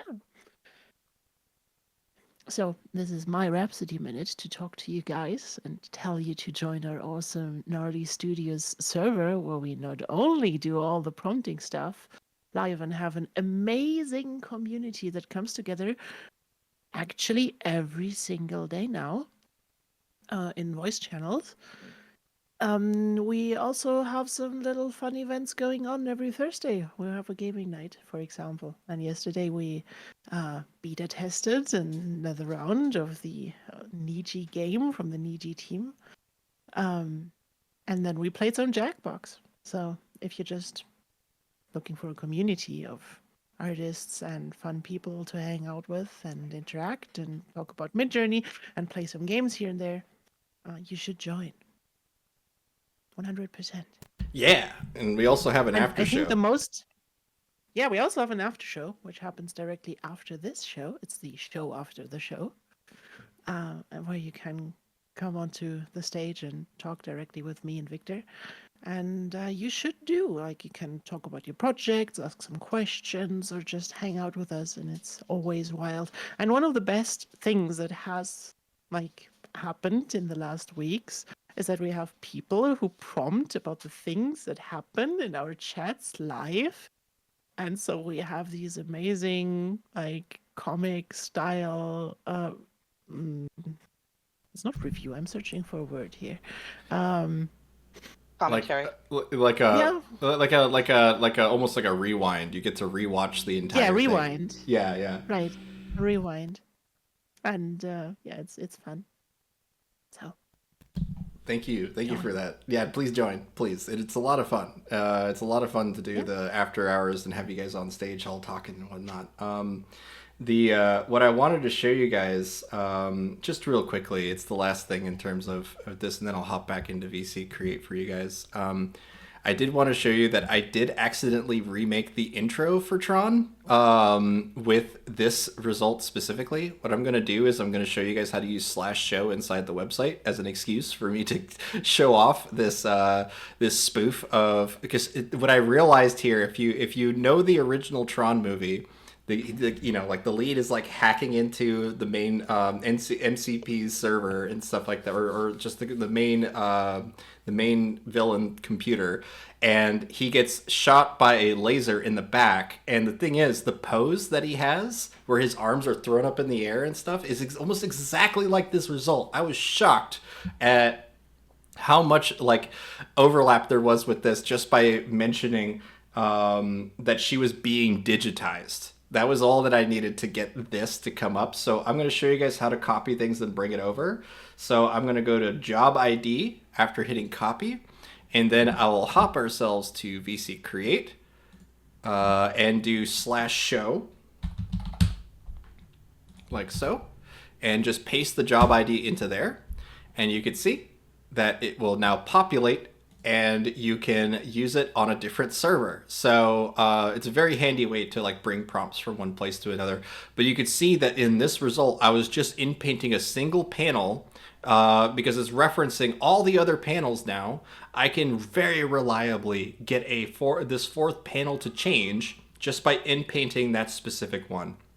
So I absolutely love this result. I think that there's a lot of potential with, say, like, you know, she gets hit by some kind of beam of some sort, and something happens to her. But it is one of those where we have to change her outfit and do a couple things to get her back in design. But let's take a look at some of the other. Okay, this is all going to be cat stuff now that I'm scrolling up here. I already know it.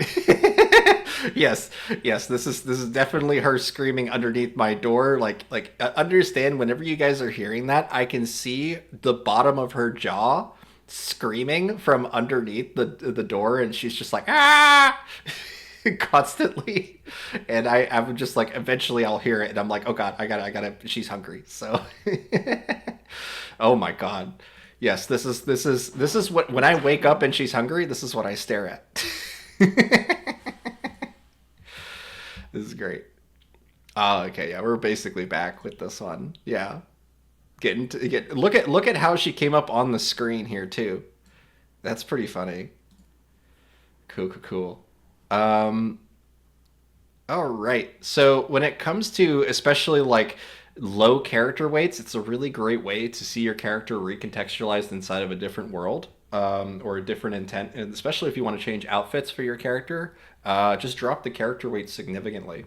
I'm going to load up a random character from our character portal here. Let's do Kit. Let's do Tanner's Kit here. For those that are only just now chiming in, you can join the Gnarly Studio server to submit your characters to the character portal, and they will randomly end up in our streams and comics and everything else. But the exciting thing about it is, if we use your character at all, you're going to get a ping. when that happens, because we want people to post the results of using other people's characters inside of their comics, right? So like as long as you have or your memes or whatever you ended up doing, as long as you use the character, please share it to their profile so they get a ping to know like, oh, there's another update for their character. But you can see they provided a character reference, and there's a couple of different turnarounds that they provide. But we're going to take the primary pose, and we're going to just copy that. And then I'm going to bring ourselves back over to, let's just create a new prompt really quick here. And I will say, let's just save the prompt that I used for this one here.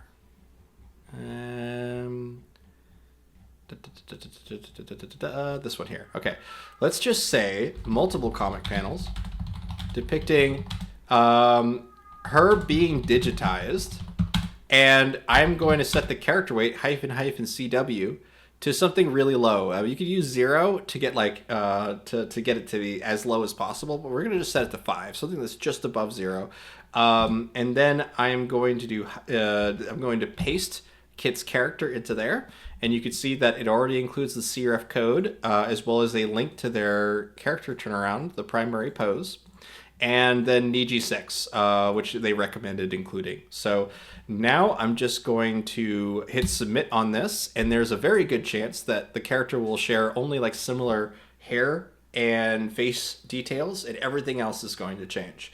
And just so you guys have a reminder of what that is, this is Kit as she is at 100% character weight, but with a character weight of 5. You could see her outfit is able to change and adapt, and she is able to basically change more freely based on the prompt that you have. Basically, the prompt is going to have so much more influence on the character than the actual character reference does by going this low. So if we take that and then combine it with the tumbling up mood board, which you can easily do up here, just copy this part of it here.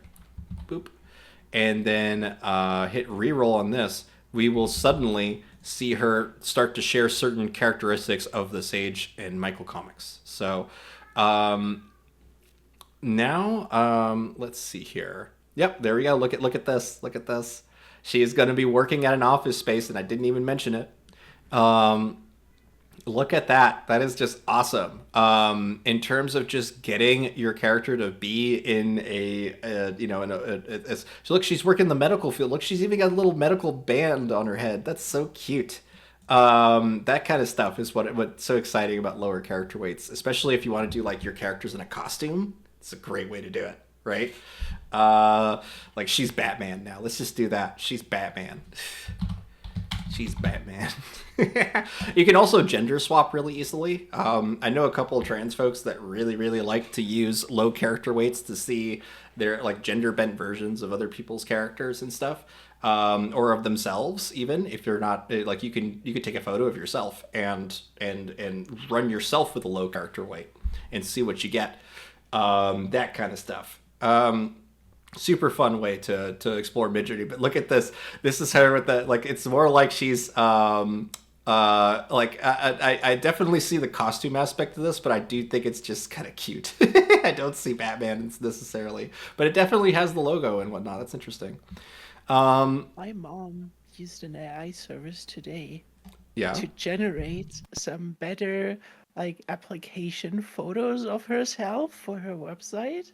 Like these application style business kind of photos.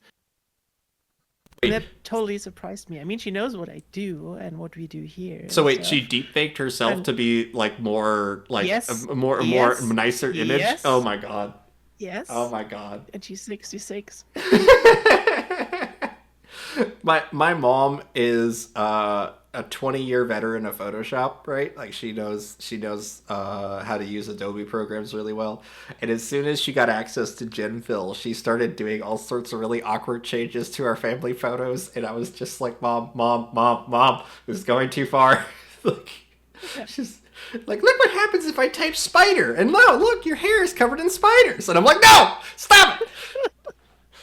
Yeah, I love my family. Please don't. Please don't. No. Yeah, there's all sorts of fun stuff you could do with using your own photos. But it is You something know to that be. you will get yourself now with your hair covered in spiders from the chat. Yeah, no, if I mention anything, there's an extremely high chance that we're just going to see that now. Like, let's see here. There's some pretty fun like manga panels that are being generated by a troll for you as well. The I really do dig rough black ink manga as a prompt because it really like it just does a really good job with that line art and recreating that and making the aesthetic like just it to me it's a harder one to tell where the medium actually is, right? Like is this drawn, is this not? As soon as you restrict the palette of Midjourney significantly, it's a lot harder for people to tell if something is generated or not.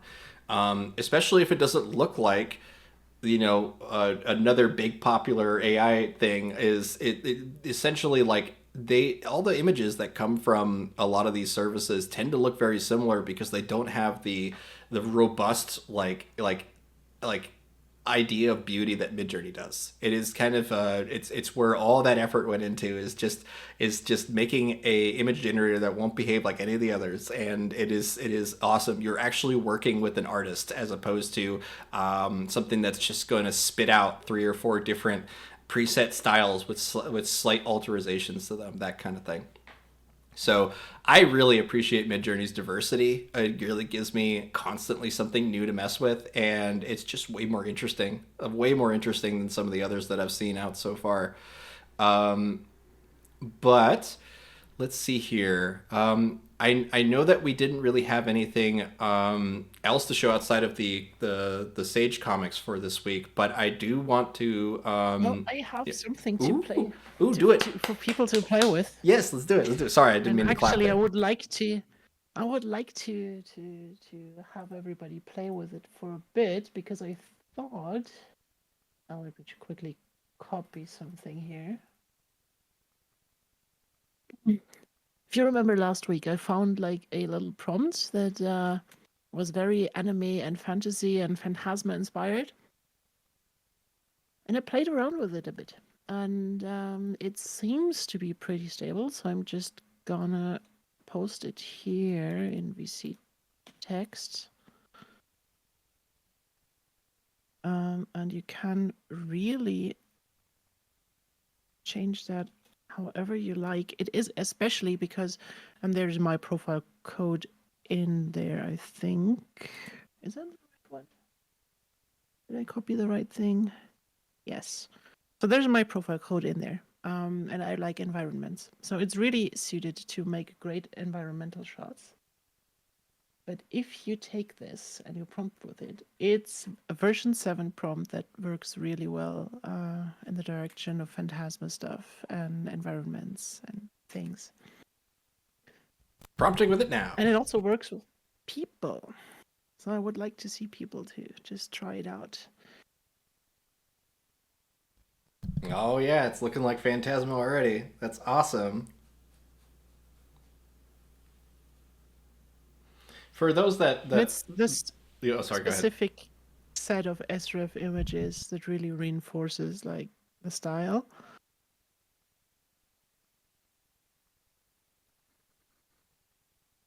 Oh, you got a few wild ones there. Yeah. Yeah. Let's see here. Cool. Yeah, I want to see some of your. Yeah, if you want to do /show on a couple of yours. Yeah, I can do. Copy job ID. Volcano is like a Vulcan, right? Like I'm seeing because it's a little different in spelling. I do find the amount of Star Trek influence from Vulcan might impact that, but no, it didn't. Huh? That's interesting. It is very, very pretty.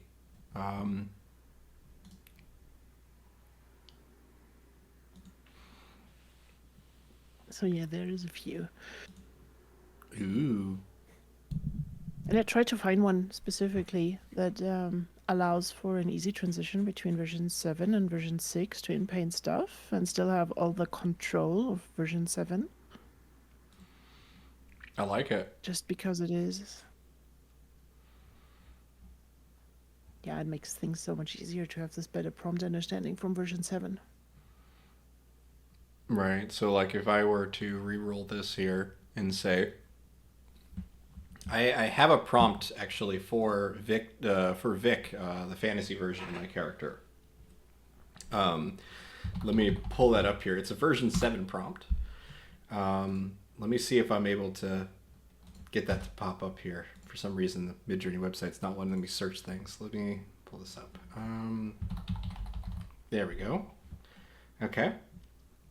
So I'll copy this over, and I am going to paste everything except for the last sentence. Paste over everything except for the last sentence, and then get rid of all of my... oops, that is not the right shot. Let's come... That's right. When I hit copy on this, it doesn't copy. It copies to the board here. Okay, now I copied it. And I'll paste everything except for... There you go. There's some magical universe chasms being made. Ooh. I'll have to check it out. Let's go ahead and see if that worked. Ooh. Yeah, look at that. That's awesome. Yeah, the thing that's so impressive to me about version 7 right now, even in its alpha state, is the fact that it has a clear depth to it. Like you can really look deeply into the images and see that there's just so much richness in these images. But that richness comes at a cost. It comes at the cost of coherency, where you really need to write long prompts to fully capture your intent.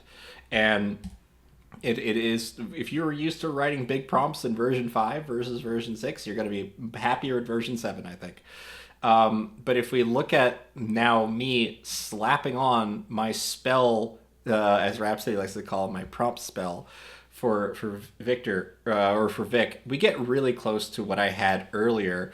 But now it's in an appropriate setting, and the lighting and all that stuff looks a lot closer to the stuff that we've made before.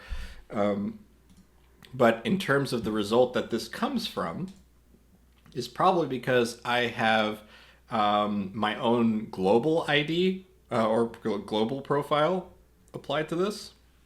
So we would have to try to play around with that.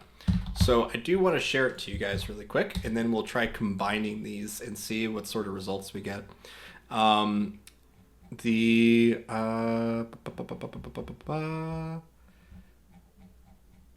Let's see what we got. So this is the result that I actually am I'm more happy with, but it's still a work in progress for this character. A lot of the V7 stuff, I'm definitely eager to put more time into. But what is this? Earth? Jeremy ZC zoomed all the way out to just the entire planet of Earth. Okay. Look at this. It looks like a tiny planet. It does look like a tiny planet. It also looks like the planet is crashing into Earth. Like the top left one looks like someone, like took the Earth and then slammed it onto something else. And also you could see the very, very subtle amounts of phantasma on the very bottom of the second result too. But it does feel like a tiny planet. One of my favorites is just prompting floating mountains, and you actually get the flying city out of it. Yeah, I love that. It's so cool. Ooh, skeleton dragons. Oh, that looks good. I like this, especially that first one. That's really fun. Oh, look at the detail in the bonework. Wow. Yes. Look at that. This is crazy. Yeah, I wonder... And the sharp lines from the tree on the left side. This looks so good. Ugh.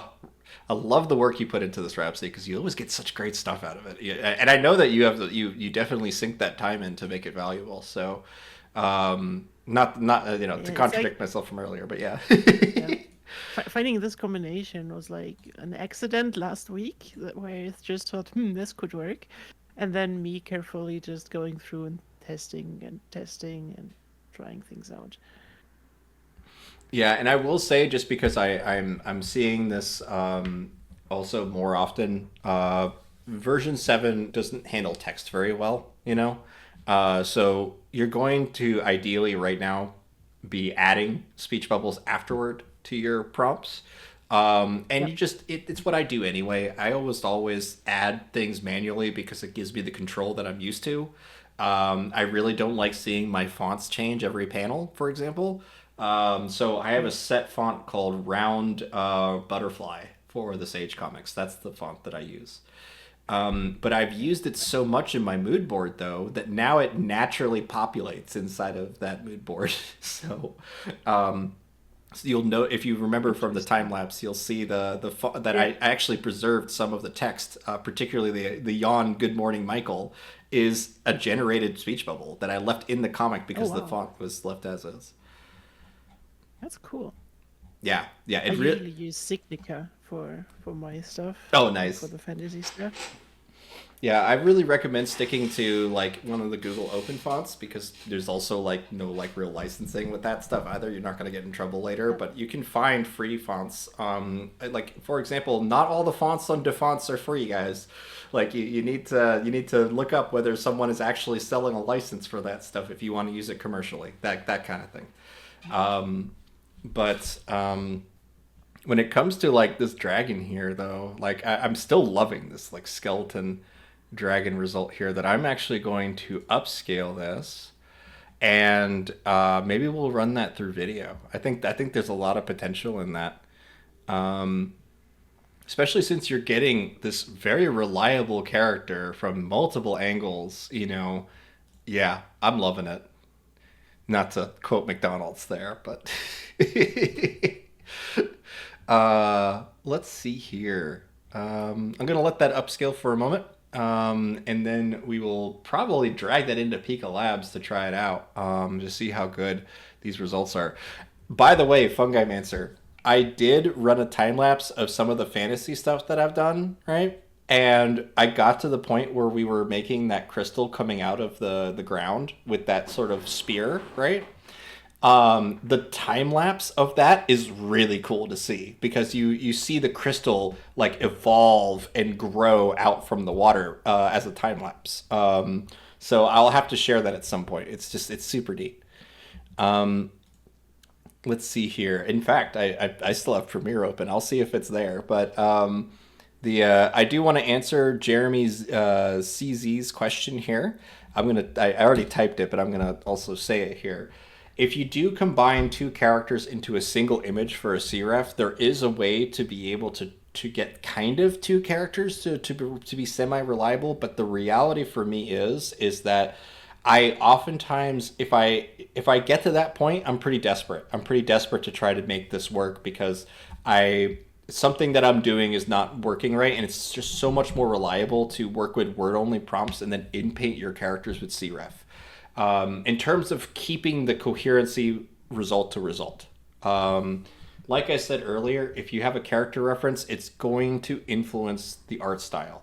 It just will, and possibly in ways that you're not expecting.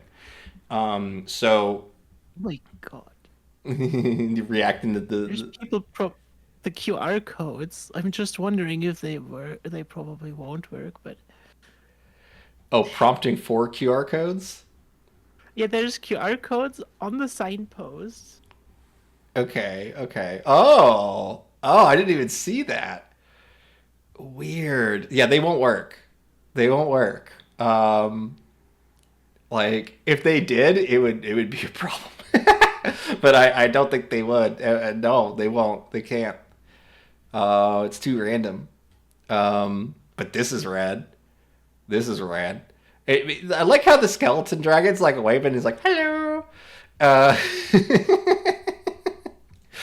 yeah, I'm gonna take my upscaled version though.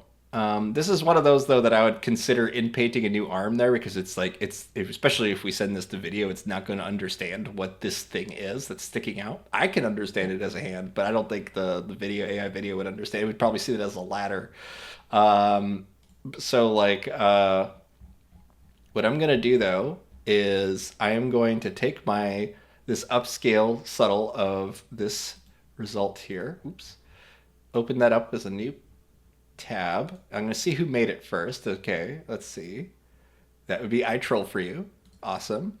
And the only thing I'm going to do is I'm going to just drag this to my desktop so that I can easily go into now Pika Labs and just run it as a video. Let me first make sure that library, okay. And I'm going to run it here in the background just because I have a couple of things that are a little sensitive that I don't really want to show on stream just yet inside of my Pika account. So I will I'll just pull up the image here and show you guys just a little bit of the no, I'll go with this. I'll just put it into the Pika Labs and then we'll see what the final result is without showing the actual website really quick. Let's see, desktop.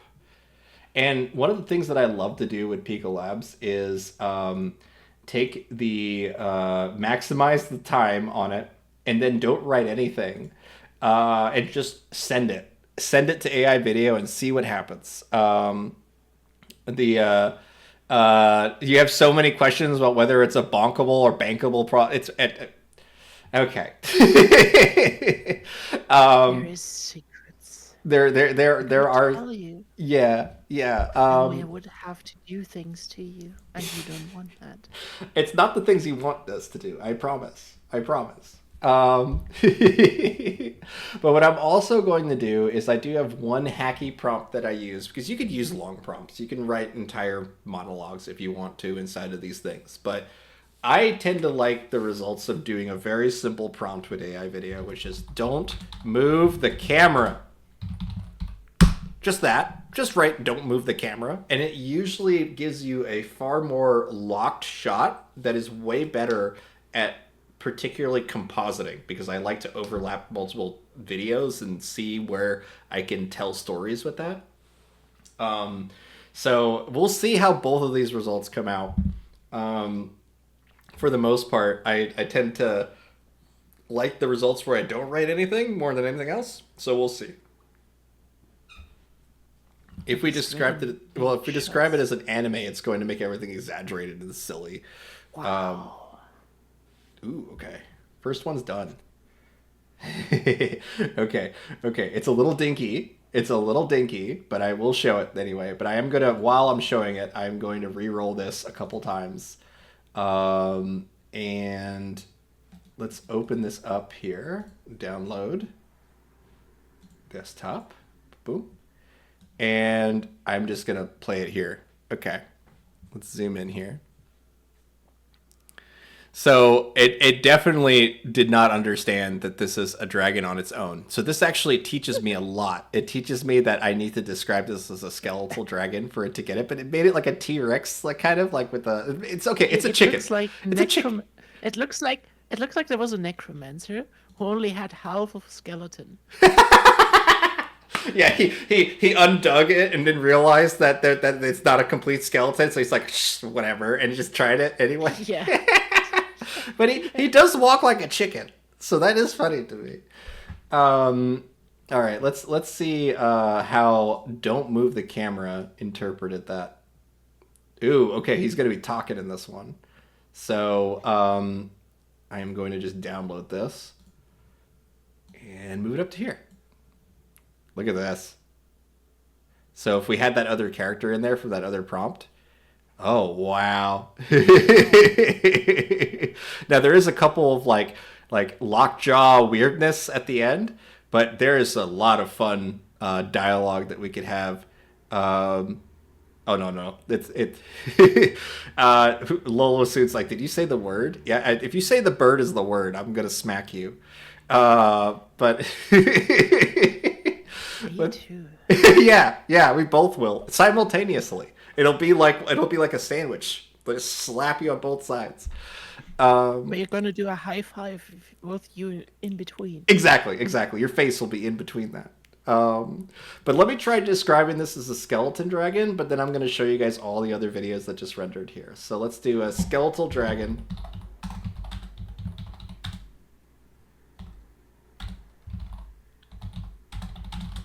Walking in the forest, and I'll just do that. Don't kink shame me. Okay. All right, so let's take a look at some of these other results here.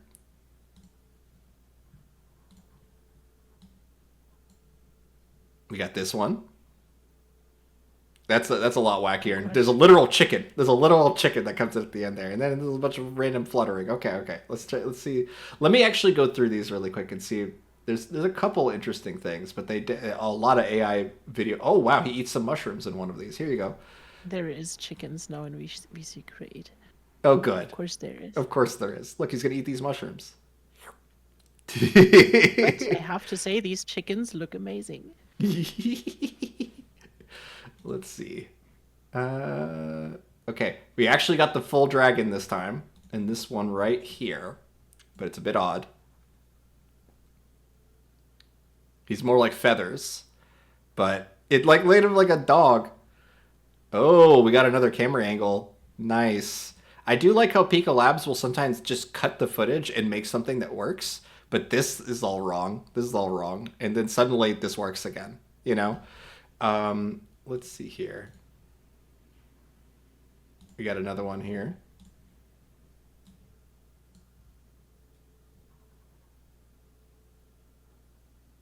Oh god. Yeah, there's some wonkiness with that one. Yes, and I'm on 2.2, so I'm on the most up-to-date version of it. Another one with random moving mushrooms. Yeah, when it comes to Pika 2.0, with animating specifically Mid-Journey, comic style anime images with Pika, 2.2 is good at understanding like depth and stuff, but 2.1 is usually better when it comes to understanding that something is drawn. Okay, that's good to know. So, but it also is more expensive and takes longer. So Yeah. Okay, so we have those results, and then we have this guy here. And all these results I'll be posting onto the streaming channel as well. We tend to post all of our videos there so that you guys can more than welcome to use them if anything's usable out of these. But oftentimes what you'll see is some parts of he just says he left his torso behind. Yeah, there'll be all sorts of like wonky bits that get left behind. But now I wrote skeletal dragon walking through the forest, and I want you guys to see what happens when we describe it now. So there is certainly something going on here, but it's all the reference to a dragon that I had earlier. Like look at how there's now some wing or mass to him that was definitely not skeletal dragon. Like that's the kind of stuff that comes up when you start describing stuff in a lot of AI video, actually, not just Pika Labs. But oh no, thank you so much for joining, Mojam. It was a lot of fun having you here, and I hope to see you next week for sure. Okay, was there anything else for me in here? Not really. Got one more here, I think. Oh wow, okay, yes. It's just gonna be the skeleton vomiting dirt. So that's the last one that I got Pika to render here. And I think it would really work to have one of the characters in this result, like we saw earlier with this image right here. I think it's one of these. Yeah, one of these 4 results would probably be interesting because it really sets the scale for the character by having a humanoid person in there as well. So this one would also be fun and interesting to dig into. We also see a lot more of the dragon, so it would understand the kind of anatomy that we're aiming for right off the bat, especially the second result. The reason I say the second result is that it's a good combination of it's an actual skeleton dragon, unlike the 4th result, and it has a lot more like you could just see that it's a dragon a lot more than the others. The wings are largely obscuring it in a lot of the other results. Okay, so at this point, I wanted to see, casting some magic there. I'm digging it. Yes. Now this would be an example of where I in-paint using a previous prompt to get that skeleton dragon back, right? But this totally works too. Like, I love that. And there's the chickens, of course. From Lolo soon. Um,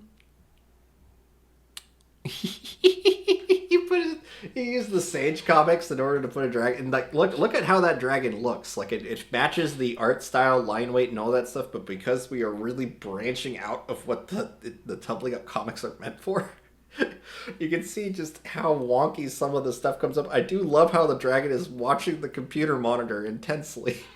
like like they have like they could make a joke about how there's like you always think of dragons as hoarding things, right?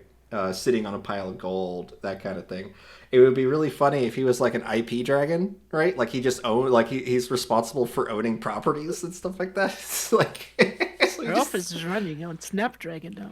yes, Snapdragon OS, and then and it's like it just bites your face from your phone. Yeah, something like that. And all of it works. That's funny. I do think the idea of Snapdragon and then something snaps at you is pretty funny, though. I like this also. I know this is Fungi Mancer with their crystal reveal. That's awesome. I know we'll end up using all that stuff too, especially the Crystal Cavern stuff that we made a couple streams ago. And we haven't even used any of the Phantasma prompts that we, detailed in the Spellbroke prompt guide. But I want to see what Jeremy is working on here, because this is using the style references from Rhapsody and is giving a modern setting, which is something we don't usually see combined with that. So you could see the influence. What do you think is giving the castles there? Is it one of your profiles, or is it one of your style references? It's probably the style references. Yeah, I thought that too. There is one image that I made for Emberborn in there, and that has like these old fantasy type buildings and a castle in it.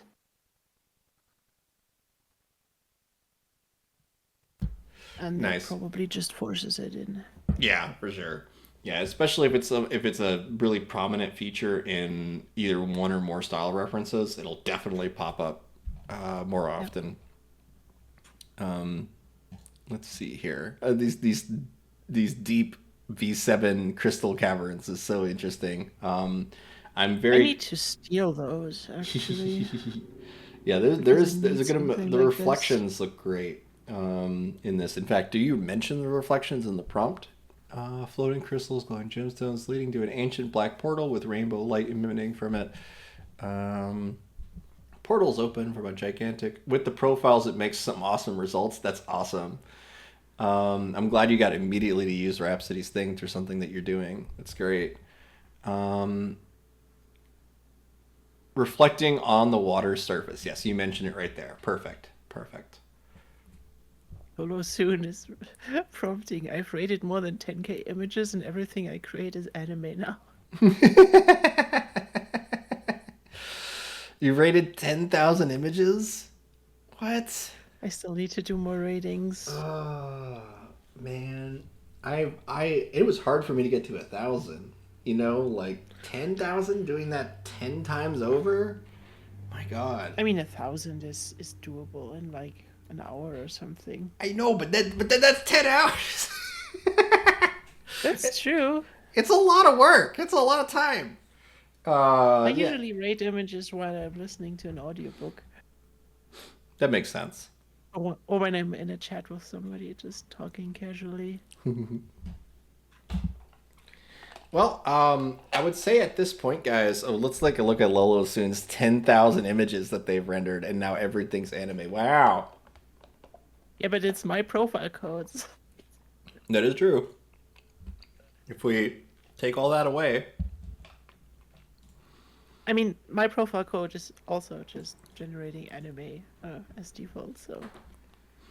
I'm curious. So, 90s. Oh, it's still. Nope, I was just kidding about the previous rap statement. Yeah, that was the pun. Yeah. The worst thing about V7 image rating right now is that it is possible that we need to do like that something changes in the future and could be possible to that the need arises to just rate it again. So We'll that's just why have I to see. haven't like Committed. The Trashman Surfing Bird. The bird is the word. I knew this was going to come up. I knew it. yeah. I knew it, and therefore we now have to smack your face. Yeah, it is kind of funny. Like whenever that song came on the radio, which doesn't really come on the Do you radio have much anymore. something? My wife would just instantly shut it off and be like, "Nope, not today, not today. It's not the word of the day." She'll make up something else. Here, here, I got a hammer.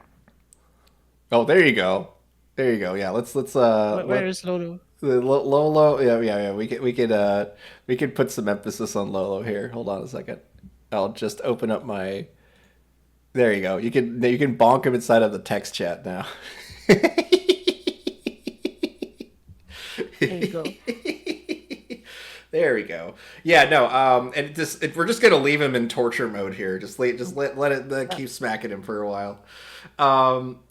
I'm wondering from you guys though, like that's basically what I had planned to show you guys was everything related to how because this series took me 4 weeks to really put together, starting from her face getting Xerox to me animating in my local library, which is something I showed I think 2 weeks ago. Where I sat in my local library and animated my Sage on top of the Xerox machine there. So it was like basically me playing around for 2 days with little paper dolls on the floor. And it was very awkward, but it was worth it. It was totally worth the awkwardness of people just constantly being like, what is this guy doing? Why is he hogging the Xerox machine? And there was this little old lady that came up behind me and she's like, do you mind if I use the machine? And I'm like, yeah, sure, go ahead, that's fine.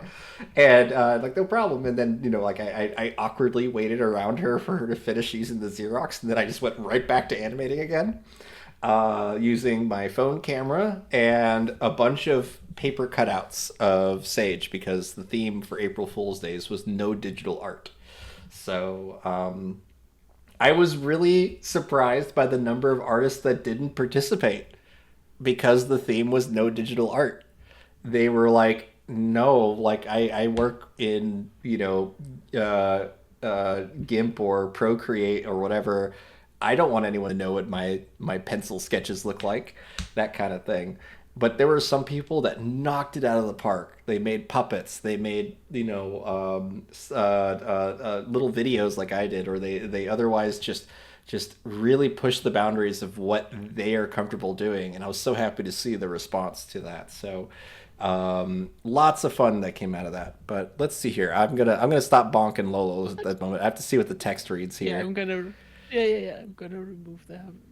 Lolo has gotten enough. Enough torture. There you go. I'll just wait for that hammer to. There we go. All right, cool. Let's see. A Victor stream, but no AI art. We instead directly prompt Victor to draw stuff for us as quick as he can. Sounds like an amazing stream composer. We should do that. Oh, it's going to be so painful for my hand.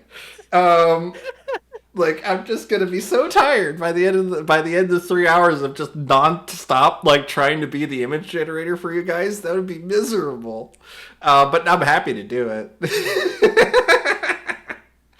Just don't put me on there. Just don't put me. We'll get stick figures all the time. Yeah, I'll be drawing so fast that it's like that's going to be the main thing is that like I know that what would happen would be there would be a backlog of 50 suggestions and I would have to just randomly pick one and just start doodling, and then you guys would have to start yelling at me to stop drawing that one idea. That's what I would expect would happen. They're gonna start yelling parameters at you. Yeah, right. Yeah. Make it weird, 100. Yeah, right. Okay. No, that's actually kind of an amazing idea. Oh my god. Where it's just like, and I'm laughing at also Ancient going turbo mode. What does turbo mode look like for me? And it's just me like, and it's just me spazzing out on my freaking tablet. Yeah. No, that would be a lot of fun. I do love the idea of yelling, all right, make it weird. You know, like set the weird to 350, and then we I try to imagine what it would be like to set that. Obviously it would make no sense for you guys to give me random profile codes or anything like that, but telling me specific parameters, I can do. I know that I could do that. Like, okay, what does it look like when we turn the chaos up to like 20 on this picture, right? And then I would draw it, and then you guys could run it afterward, or I just don't look at the screen, and we would compare what the results are side by side. I think that sounds like a lot of fun. Does it sound like I'm going to be in a lot of pain by the end of it? Yes, absolutely. But it does sound like a lot of fun. So maybe one day you guys can remind me that ahead of time, and we can do something silly like that. What would Weird 3000 do to influence my art style? You know what it would do? It would make me draw a single line and then run like warping and distortion on it until it starts to look like something else than what I intended that line to look like, and then draw on top of that, like embellish on that. I do like the exercise of drawing a truly random line and then making that a character. It's a lot of fun. I have an idea. Yeah?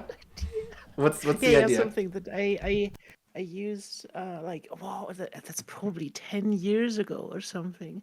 When I learned digital art, it's actually quite similar to how AI generates the images. Like you search the internet for a bunch of things, and you just turn up Gaussian blur on all of them and just smack them on top of each other, so you get a bunch of random like shapes and lines and overlaps and stuff, and then you let that diffusion basically inform your own creative process to draw over it and get shapes and create stuff. That's how I learned how to concept art spaceships, for example, or landscape images. Yeah. Yeah, it just sounds like Yeah. you're manually doing noise diffusion AI.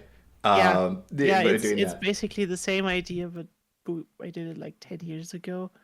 There was like I- one of my teachers back then told us if it comes down to concept art, just try to generate interesting, like create interesting shapes out of anything. You can take photos and just bump a few blocks into each other. You can just do whatever. Just break out of your usual thinking process and let yourself be informed by something else.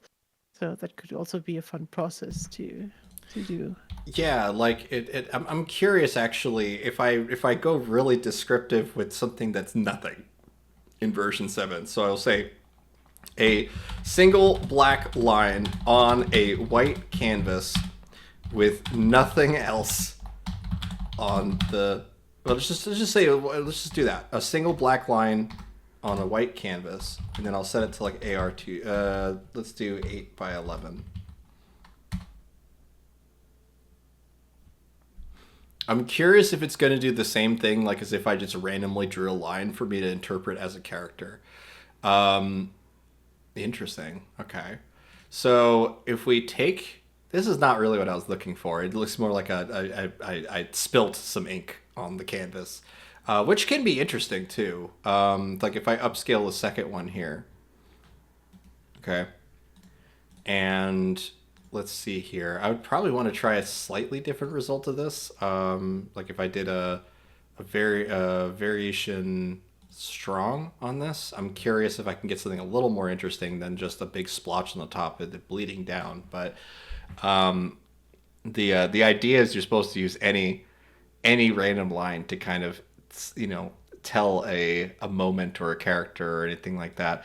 And I would say for yeah, it's definitely a lot splotchier. I would want to go more for a negative prompt at this point, like something like let's re-roll this, but then I'll say no on splatter.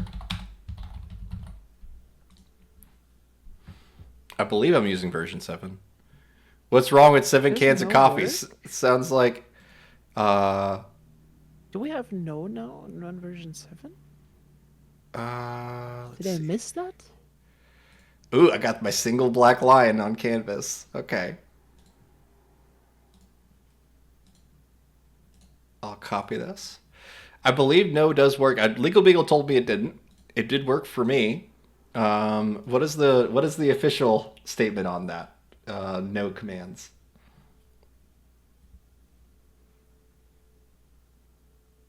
No works, but is wonk. Okay. So it's just a single line though. I'm gonna go with this first one here. Sure. So this is an example of where I would copy this, bring it into Photoshop, and potentially use it as like an inspo for something that I would draw on top of, right? It's a lot easier just to show this with a pen, but we can use this generated image for now. So I'm gonna just open up tablet here really quick. I got I use a Huion Canvas 13, I think. It's a bit older now. Fractal Bob, there is no fast mode at the moment in version 7. It's only turbo. So if I now switch this to 4. So if I zoom in here pretty close, I mean, the first thing I tell with this here is that it does look like a bit of like an eye for me, right? Something where I would come into here and start to, at least for Sage, it's really easy. It's just I fill in the whole. Now it's a fish. Now it's a fish. And we can kind of come up into here, a little down there. Yep, something like that. There you go. I would say this is style raw. Yeah, there you go. There you go. We turned it into a fish. So that kind of exercise is a really fun way to explore imagery. I hate the tail that I threw there, but yes, it is certainly a fun way to do it. Usually when it comes to this exercise in art class, what they would do is you would make a new canvas, and then without looking at it again. Without looking at it, you just draw something, random lines, that kind of thing, and then you take that and you go, what does that look like? For like, you're not supposed to even really think about it. Like, you're supposed to just kind of start drawing and see where you get, you know. And at least for me, I immediately see a kind of like, I kind of saw a ball being thrown or something. So like if I now come up into here and kind of block out a little bit of shoulders, and we can go for more like a noodle arm, like what do you call it? Like a rubber hose animation. For me, it looked like a stick figure that was kicking a ball. Ooh, yeah. So it's like I can give a little bit of a peace sign here.